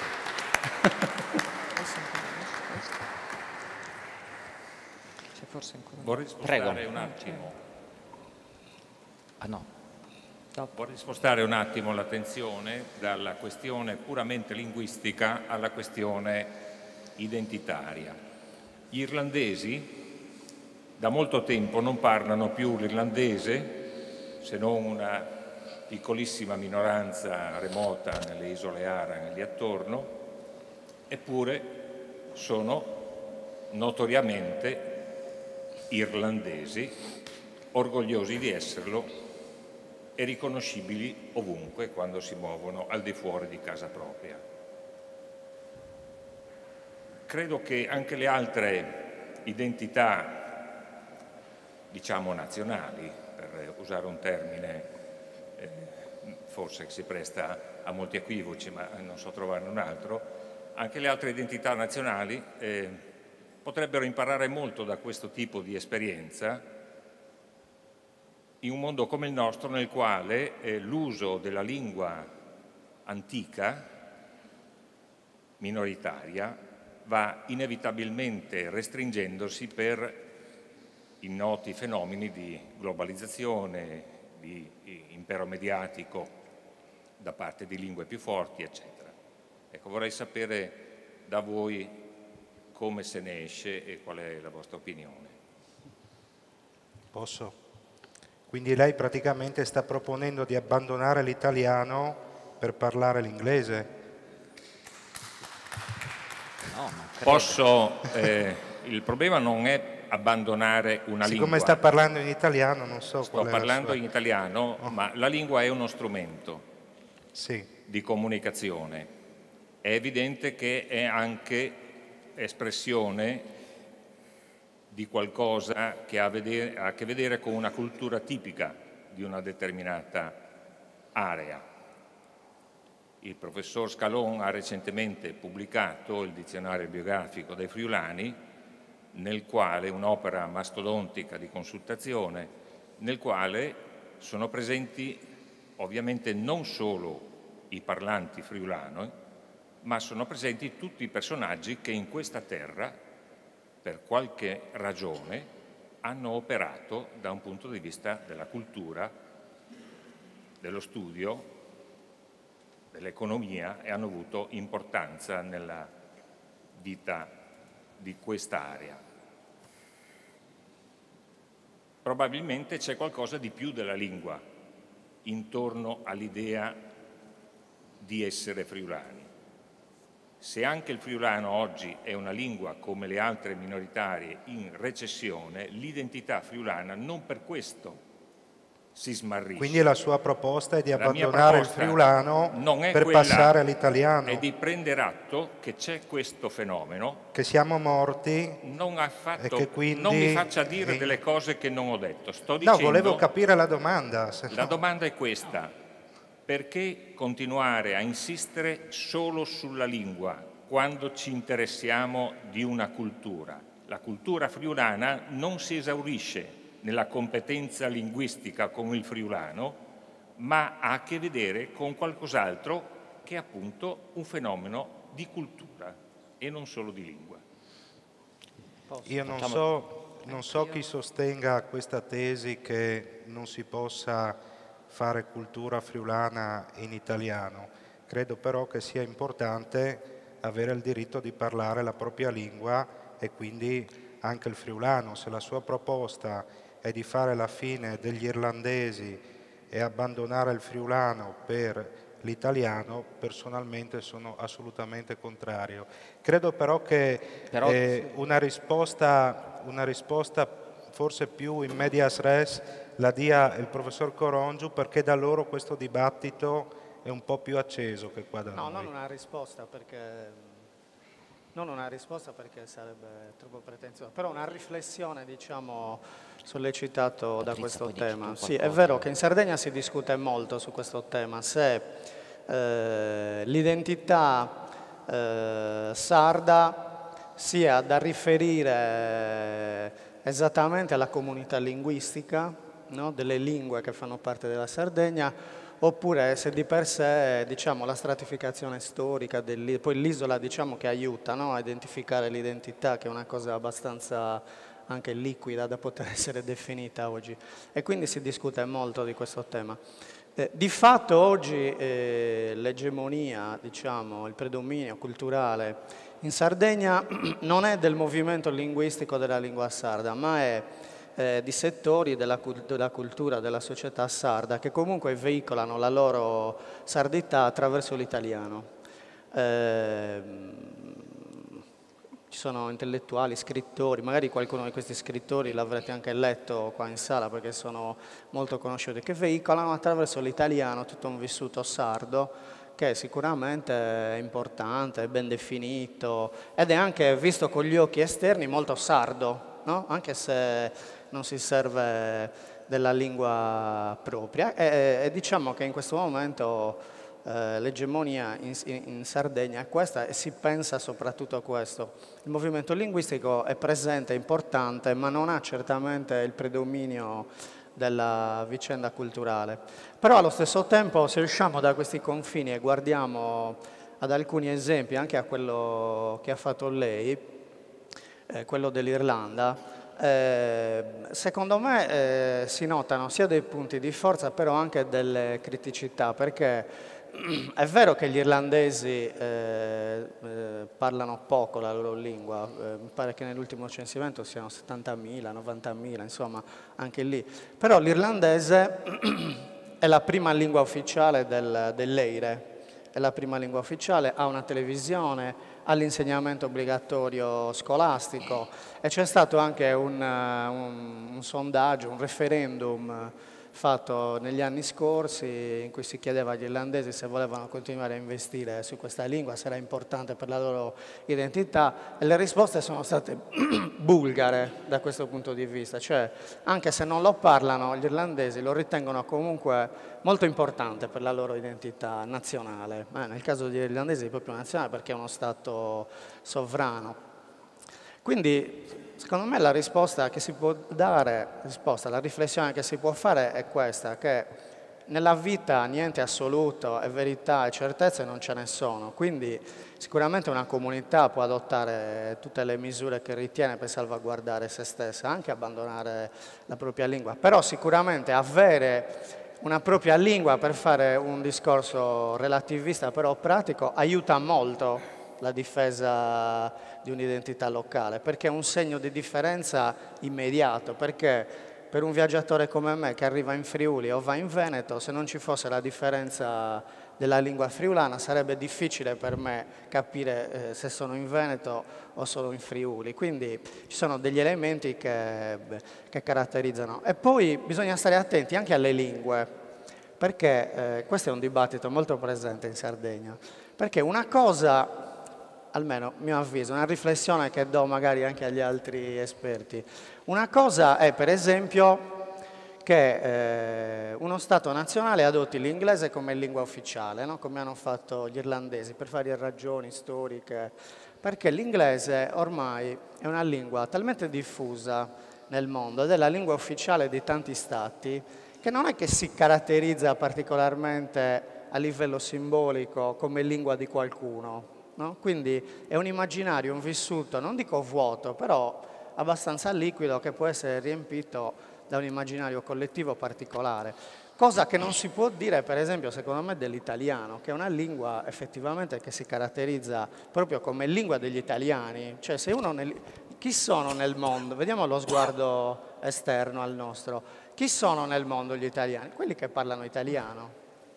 Mentre se uno parla inglese può essere sempre un discorso relativo, mentre chi parla inglese, può essere americano, può essere neozelandese, può essere australiano. Cioè, c'è un gioco di pluralità che è un po'... Però se posso fare solo una battuta prima di sentire la dottoressa Pavatti, io abito in questa regione da un po' più di 20 anni, conosco molti friulani che sono fieri di essere friulani e che non parlano friulano. Per cui, comunque grazie per la domanda, perché è una domanda molto molto interessante, molto difficile. È un dibattito aperto. Se poi rimane un minuto vorrei dire anch'io qualcosa, però vorrei prima dare la parola alla dottoressa Pavatti. Flash prima dell'intervento, che vedo una mano alzata. Qualche mese fa per la regione Friuli Venezia Giulia ho fatto un monitoraggio sull'introduzione dell'insegnamento della lingua friulana nelle scuole, e quello che è emerso con forza da parte di tutti gli istituti tra i punti di forza è proprio l'opportunità che è stata data di approfondire, valorizzare il patrimonio naturale, antropico, culturale e linguistico attraverso l'insegnamento della lingua friulana, probabilmente cosa che altrimenti non sarebbe stata fatta nella maniera opportuna, cioè sarebbe stato un recupero culturale molto superficiale. Invece grazie alla lingua c'è stata la possibilità di approfondire attraverso appunto i termini utilizzati, le tradizioni, anche la tradizione orale magari che rischia altrimenti di perdersi, insomma recuperare un patrimonio storico che fa parte della nostra cultura. Quindi secondo me dal punto di vista della scuola, ecco, parlare di lingua è sempre parlare anche di cultura. Volevo poi ancora agganciarmi a quanto detto dalla professoressa Schiavi, condivido pienamente il suo intervento rispetto all'inglese. Infatti c'è stata l'emergenza perché di corsa si è arrivati ad introdurre la lingua inglese nelle scuole primarie. Non c'erano docenti preparati e quindi appunto si è utilizzato questo sistema, quindi di corsi veloci. Risultato pessimo, perché naturalmente c'è la necessità di avere personale molto ben formato. E infatti fa specie che il livello proprio ultimo, no, quando uno va a identificare le competenze linguistiche, porta sempre la dicitura scolastico. E io dico sempre, ma com'è possibile che sia l'ultimo livello se uno studia la lingua per tanti anni? Proprio perché andrebbe rivisto il modo di insegnare la lingua, soprattutto ai livelli bassi, cioè delle scuole dei piccoli, dove si è pensato purtroppo anni fa, no, che bastasse insegnare i numeri e i colori, invece c'è la necessità che la persona parli la lingua straniera sempre, cioè che passi proprio il messaggio, no? Il dialogo comunicativo deve essere efficace, anche perché certi errori naturalmente poi si portano avanti nella vita. La stessa cosa un po' si è costruita con il friulano, cioè c'era bisogno di avere immediatamente docenti di friulano che fossero innanzitutto docenti, quindi non esperti esterni, e quindi sono stati identificati titoli culturali, scientifici, professionali molto bassi, bastava poco. E qui si pone tutto il tema quindi, che è stato toccato, della formazione iniziale che manca, quindi anche da parte dell'università, tiriamo anche proprio la giacchetta all'università, no, in modo che ci dia un supporto in questo senso, la formazione in servizio naturalmente dei docenti, e il tema della certificazione linguistica, in cui l'Arlef ha una parte importante, cioè dobbiamo andare a identificare effettivamente chi è l'insegnante di lingua, può essere di lingua friulana ma anche di altre lingue, con una certificazione che ci identifichi i titoli necessari per poter arrivare a questo insegnamento.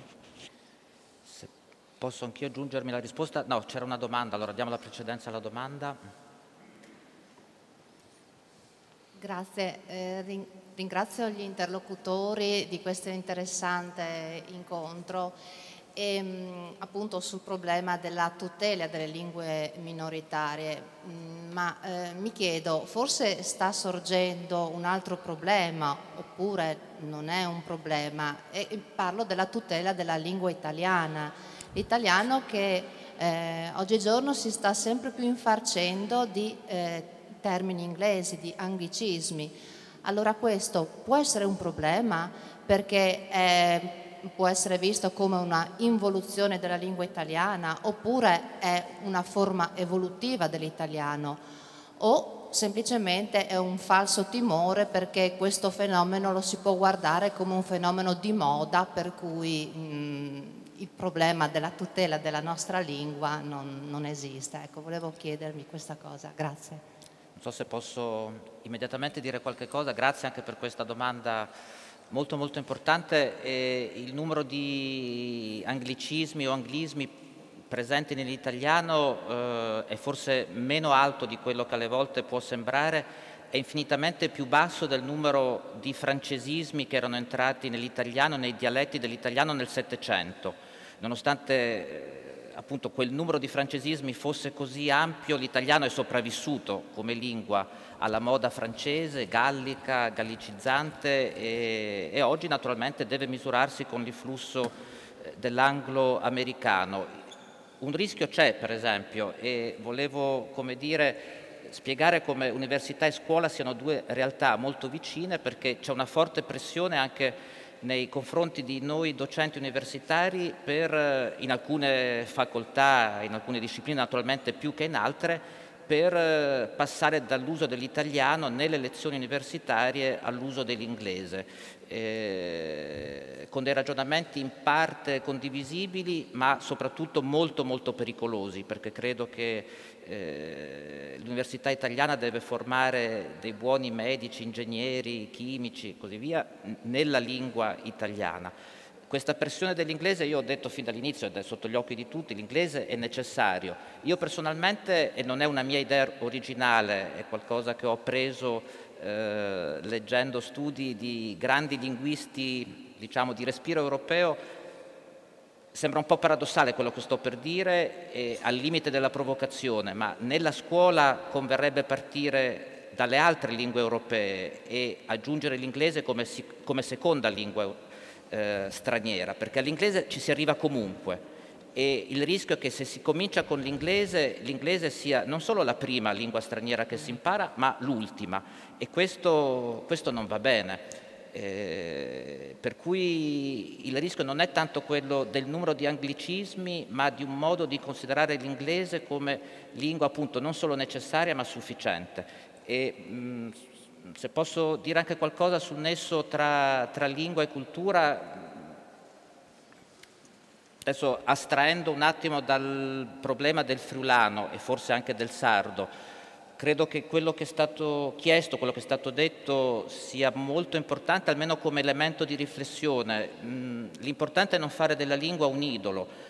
Di lingue, appunto, io ho esordito dicendo che secondo le stime in Europa se ne parla dalle 50 alle 200-250, già è difficilissimo stabilire che cos'è una lingua. I linguisti si sono accapigliati, i politici hanno strumentalizzato questi dibattiti, i confini non sono mai chiari.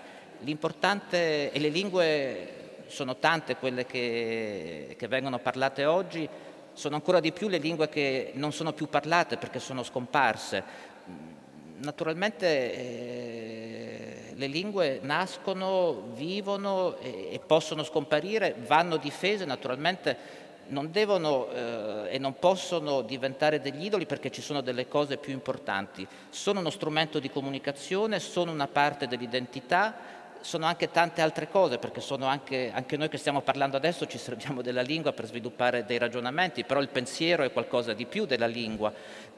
Insomma, noi viviamo immersi nelle lingue e non è facile dare una sola definizione di quello che è una lingua. Siccome sono anche parte di un'identità culturale storica, lì non è sempre facile trovare il giusto equilibrio. Non è una panacea, non è, come dire, un apriti sesamo, però ecco, l'idea del federalismo linguistico dovrebbe essere anche forse interiorizzata da noi tutti singolarmente e permetterci di capire che l'uso di una lingua non esclude anche l'uso di un'altra lingua, c'è anche la conoscenza passiva oltre a quella attiva, però io sostanzialmente, augurandomi che per esempio il friulano venga usato e il suo uso venga come dire, incrementato nelle forme giuste, ecco, però io sarei d'accordo nel dire, ma mi baso anche sulla mia esperienza, che come dire, c'è qualche cosa che va al di là della lingua, ecco. In questo caso, in questo senso non lo so cosa pensa William Cisilino, però credo che in questa regione ci sono tanti friulani che per varie ragioni il friulano non lo parlano, magari lo capiscono, ma questo non significa che non si sentano meno friulani. E con una battuta vorrei dire che anche la differenza tra Friuli e Veneto forse si nota anche entrando in un ristorante. Difficilmente entrando in una trattoria veneta troverò il frico, quindi ci sono anche altri manufatti, altri prodotti, altre cose.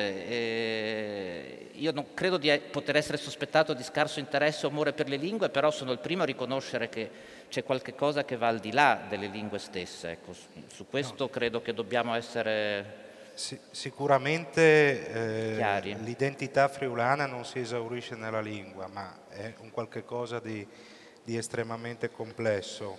Però voglio, per anche sintetizzare e avviarsi verso la conclusione, fare mie le parole del professor Gianfranco Daronco, che credo, in quanto a studi sull'italianistica, peraltro non solo sulla ladinistica, il friulano, eccetera, non sia secondo a nessuno. E in uno dei tanti scritti appunto fa questa riflessione, dice: chi parla della possibilità di avere un domani un'identità friulana senza la lingua friulana è come chi vuol fare la polenta senza la farina. Quindi io ritengo che sia un elemento forte. Poi, chiaro, chi vivrà vedrà, ogni lingua che è nata si trasformerà in qualcos'altro, questo è il destino del mondo. No, quindi sono assolutamente d'accordo sul fatto che non vadano mitizzate eccessivamente, non debbano costituire elemento di divisione, elemento di fomentazione dei nazionalismi, eccetera. Chi solitamente parla una lingua di minoranza questo lo sa, proprio perché vive una condizione, volente o nolente, comunque nel contempo di inferiorità e di necessità di confrontarsi con il prossimo, con il diverso, con l'esistenza di più lingue e culture. Riguardo alla domanda che faceva la signorina sulla questione dell'italiano, volevo fare una battuta così simpatica. È un po' difficile chiedere a un paese di tutelare la sua lingua quando uno dei momenti più alti della vita parlamentare, cioè il momento delle interrogazioni e delle interpellanze, si chiama ufficialmente question time, no? Quindi bisognerebbe incominciare forse, no, dalle istituzioni più alte per usare l'italiano, no? Si poteva sicuramente trovare dei termini altrettanto opportuni. L'italiano tende un po', anche se da un punto di vista percentuale in modo inferiore rispetto ad altre lingue, però tende con un po' troppa facilità a incamerare il termine inglese rispetto ad esempio allo spagnolo, che invece fa in automatico la traduzione. Sempre meglio dal modello francese, che tende a incamerare a livello popolare l'inglese, poi a livello accademico impone delle cose strane. Ecco, forse dovremmo essere un po' più spagnoli, un po' meno francesi. Però lì è pericoloso, perché allora dovremmo smettere dall'oggi al domani di usare una parola internazionale, che non è una parola di origine latina, ma una parola di origine inglese, forgiata da un grande giurista, Jeremy Bentham. Tutte le lingue europee hanno già assorbito in passato molti termini di tutte le altre lingue europee, compreso l'inglese, anche nei secoli passati. L'importanza, credo, e forse ci avviamo verso la conclusione se non ci sono altre domande, io veramente così vedo davvero la scuola al centro di tutto, oltre perché la scuola deve trasmettere delle conoscenze linguistiche anche per far maturare quella consapevolezza linguistica, quella cultura linguistica che farà sì che anche chi ha finito la scuola poi continua a interessarsi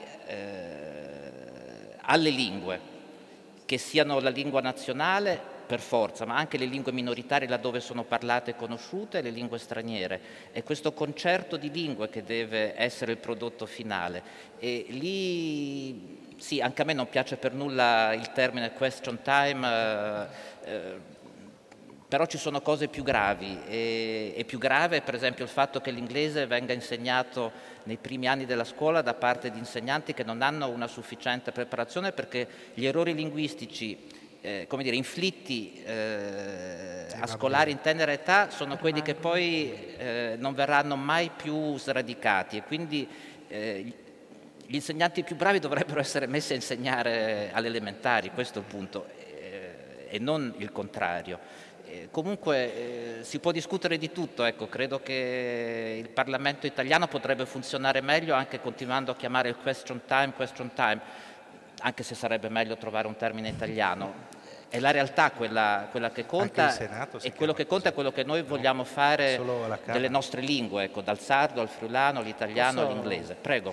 Un semplice aggiunta al tema lingua cultura, che è sempre stimolante. Secondo me l'importante per le lingue minoritarie è anche non veicolare solo la cultura locale, perché altrimenti quella sarebbe la morte. Cioè, se il sardo e il friulano sono semplicemente la lingua della nonna, no? Delle belle tradizioni, del come era bella la campagna, o se si parla in sardo solo di pecore, in friulano solo di frico, secondo me non hanno molto futuro. Invece dobbiamo esercitare le nostre lingue minoritarie a parlare di tutto, a esprimere il mondo, perché tutti noi, anche che vogliamo parlare in lingua minoritaria, comunque oggi non è che siamo i sardi di un tempo, i friulani di un tempo, abbiamo tutti una cultura più o meno internazionale, insomma, abbiamo letto libri, abbiamo viaggiato, e quindi va bene il nesso lingua-cultura, però non veicoliamo solo quella cultura locale nella nostra lingua, perché altrimenti è finita. Anzi,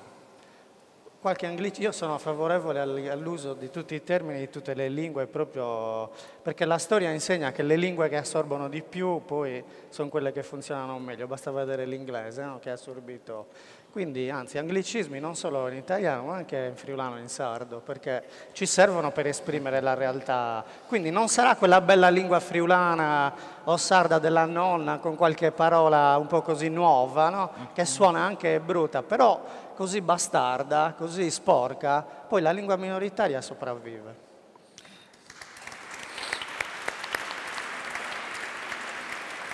C'era qualche altra domanda? Laggiù. Prego. In fondo. Laggiù. Scusate, vi ringrazio. Pensavo di intervenire prima, ormai ritenevo concluso il dibattito. Mi ha molto stimolato il dibattito di oggi. Io nella vita faccio la neuropsichiatra infantile e attualmente mi occupo di politica, quindi ero stimolata da tutti e due i punti di vista. L'intervento di prima su che cosa costruisce la nostra identità ovviamente mi ha molto stuzzicato.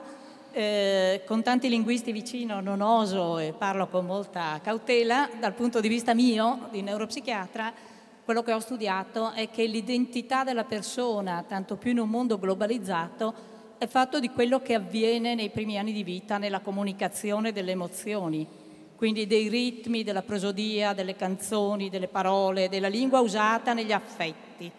E questo è quello che resta in ciascuno di noi, tanto che io sono bergamasca e ve ne accorgete, perché sono 30 anni che vivo in Friuli, ma se comincio a parlare di emozioni mi torna fuori il bergamasco pari pari.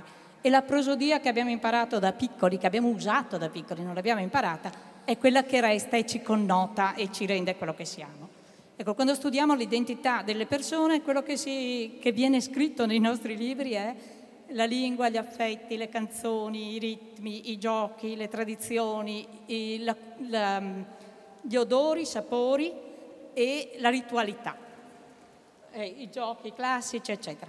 Questo non vuol dire che l'identità e la cultura sono fatte dei ricordi di infanzia, ma voglio dire però che questo ci caratterizza e che noi tanto più riusciamo a stare in un mondo globalizzato, in un mondo diverso e diversificato e differenziato, quanto più abbiamo delle radici solide. Per cui togliere le radici solide per dire facciamo parte di un mondo globale non ci aiuta a essere globali, perché tanto più uno di noi è sicuro di che cosa è lui, tanto più sarà aperto all'altro, tanto più noi siamo insicuri e abbiamo dei confini meno chiari su cosa siamo noi, e tanto più saremo in difesa rispetto agli altri. Quindi ecco, arrivando alla linguistica con molta cautela e timore, se l'inglese è la lingua della formale, dell'ufficiale, non è la lingua degli affetti, va benissimo impararla tardi. Una nota però che vi butto lì e su cui io vorrei ragionare anche rispetto alle politiche da attuare per l'apprendimento e per la valorizzazione dell'identità, della cultura, della lingua friulana, slovena e tedesca, è che la lingua è comunicazione e quindi non insegno la lingua, ma utilizzo la lingua per comunicare.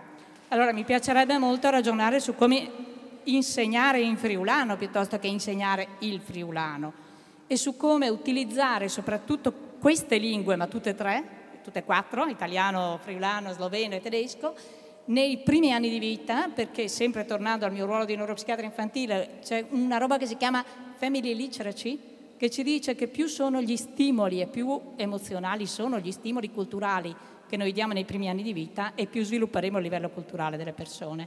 Per cui più noi mettiamo in condizione i genitori dei bambini piccoli di parlare, di cantare, di ricordare, di conoscere, di comunicare in più lingue, in diversi modi con i bambini, e tanto più avremo bambini capaci poi di imparare altre lingue.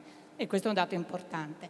Però il pezzettino in più quindi è, ma noi dovremmo nella nostra scuola, a partire dalla scuola materna, perché abbiamo già cominciato anche a casa prima, a insegnare storia in friulano e geografia, che non si insegna più, in sloveno, e matematica in tedesco e qualche altra cosa in italiano.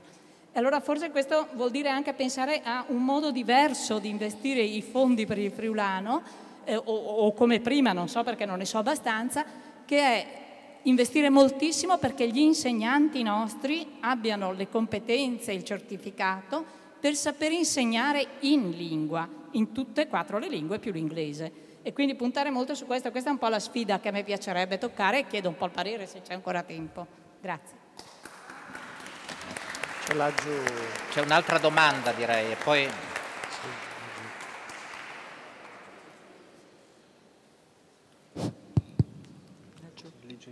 Buonasera, sono Alessandro Verona e quindi vorrei chiudere questo dibattito ringraziando... No, c'è un'altra persona giù che ha chiesto chiede da un po' di parlare. Magari breve.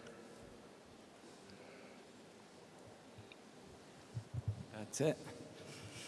Buonasera a tutti, 3 cose molto lapidarie. Sull'ultimo intervento, testimonianza personale, io a 10 anni come figlio di immigrante parlavo 5 lingue e 5 dialetti. Magari non le parlavo ma le capivo, ecco. Questo ha aperto veramente anche la mia mente, diciamo, che commerciando con l'estero e tutto. E questo è un messaggio che va passato ai genitori. La seconda cosa è riguardo l'uso del minoritario. Mi dà un po' fastidio, scusate. A Bruxelles c'è ancora un bureau pour le langages moins répandus, no? Per le lingue meno divulgate, manculpandudes, si dice in friulano, no? Quindi io non sono nazionalista, mi sono sempre battuto per la lingua e ero anche redattore da parte del Friuli e nello stesso tempo mi sono rifiutato sempre di stendere la bandiera friulana, proprio per rispetto di tutti, tutti uguali. Terzo punto che volevo dire velocemente, quanto il destino delle lingue sia intrecciato con l'idea dell'Europa dei popoli, che oggi abbiamo un'Europa senza anima.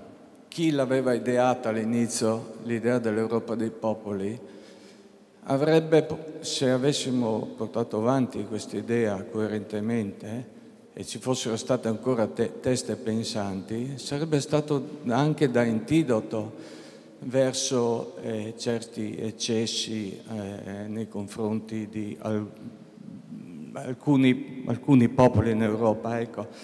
E oggi viviamo la contraddizione che, per esempio, ad alcuni popoli come al Kosovo gli diamo l'indipendenza, no? E altri no, devono essere confinati nell'identità statuale. Allora, è vero che hanno avuto ragione alcuni popoli a ribellarsi alla dominazione di altri, ma non dimentichiamoci che non tutto il torto sta da una parte. La guerra in Jugoslavia è successa quando abbiamo tolto il diritto alle scuole serbe di usare il cirillico E in Ucraina sta succedendo la stessa cosa, stiamo negando il diritto di usare il russo nelle scuole. Quindi io vedo queste due questioni molto intrecciate, anche come futuro dell'Europa, non solo tanto dei friulani, del sardo o di altri popoli più piccoli.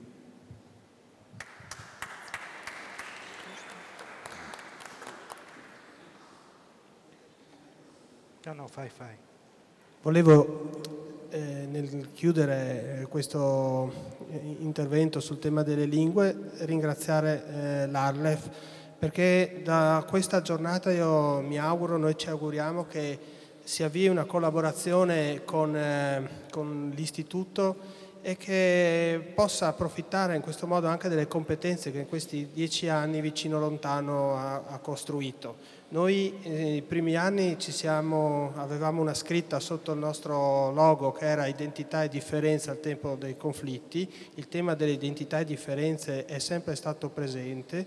Quest'anno, dopo 10 anni di maturazione, abbiamo avuto l'opportunità e l'occasione di firmare il protocollo d'intesa con l'Arlef, attraverso il quale andare a sviluppare anche delle sperimentazioni, io proporrei, no? Perché in fin dei conti, se pensiamo che il nostro premio Terzani è anche una sezione delle scuole, e quest'anno abbiamo 120 progetti che abbiamo ricevuto e che verranno valutati e arrivano da tutta la regione. Potrebbe essere anche una modalità così al di fuori anche delle istituzioni, perché questo ce lo consente come associazione, di provare a fare un ragionamento su un bacino dal quale allargare il premio alla Slovenia, all'Austria per esempio, partendo da un presupposto che è quello che condivido e tutti penso condividiamo e che la consigliera Cremaschi ha appena precisato, ovvero sia che la lingua serve a comunicare. Quindi da questo punto di vista anche inventare nuovi modelli comunicativi attraverso anche i nuovi media, tra l'altro, e le nuove tecnologie potrebbe anche essere un esperimento che potremmo avviare. Comunque ringrazio tutti naturalmente gli ospiti, ringrazio il numeroso pubblico che ha partecipato e grazie ancora all'Arlef e arrivederci al prossimo anno.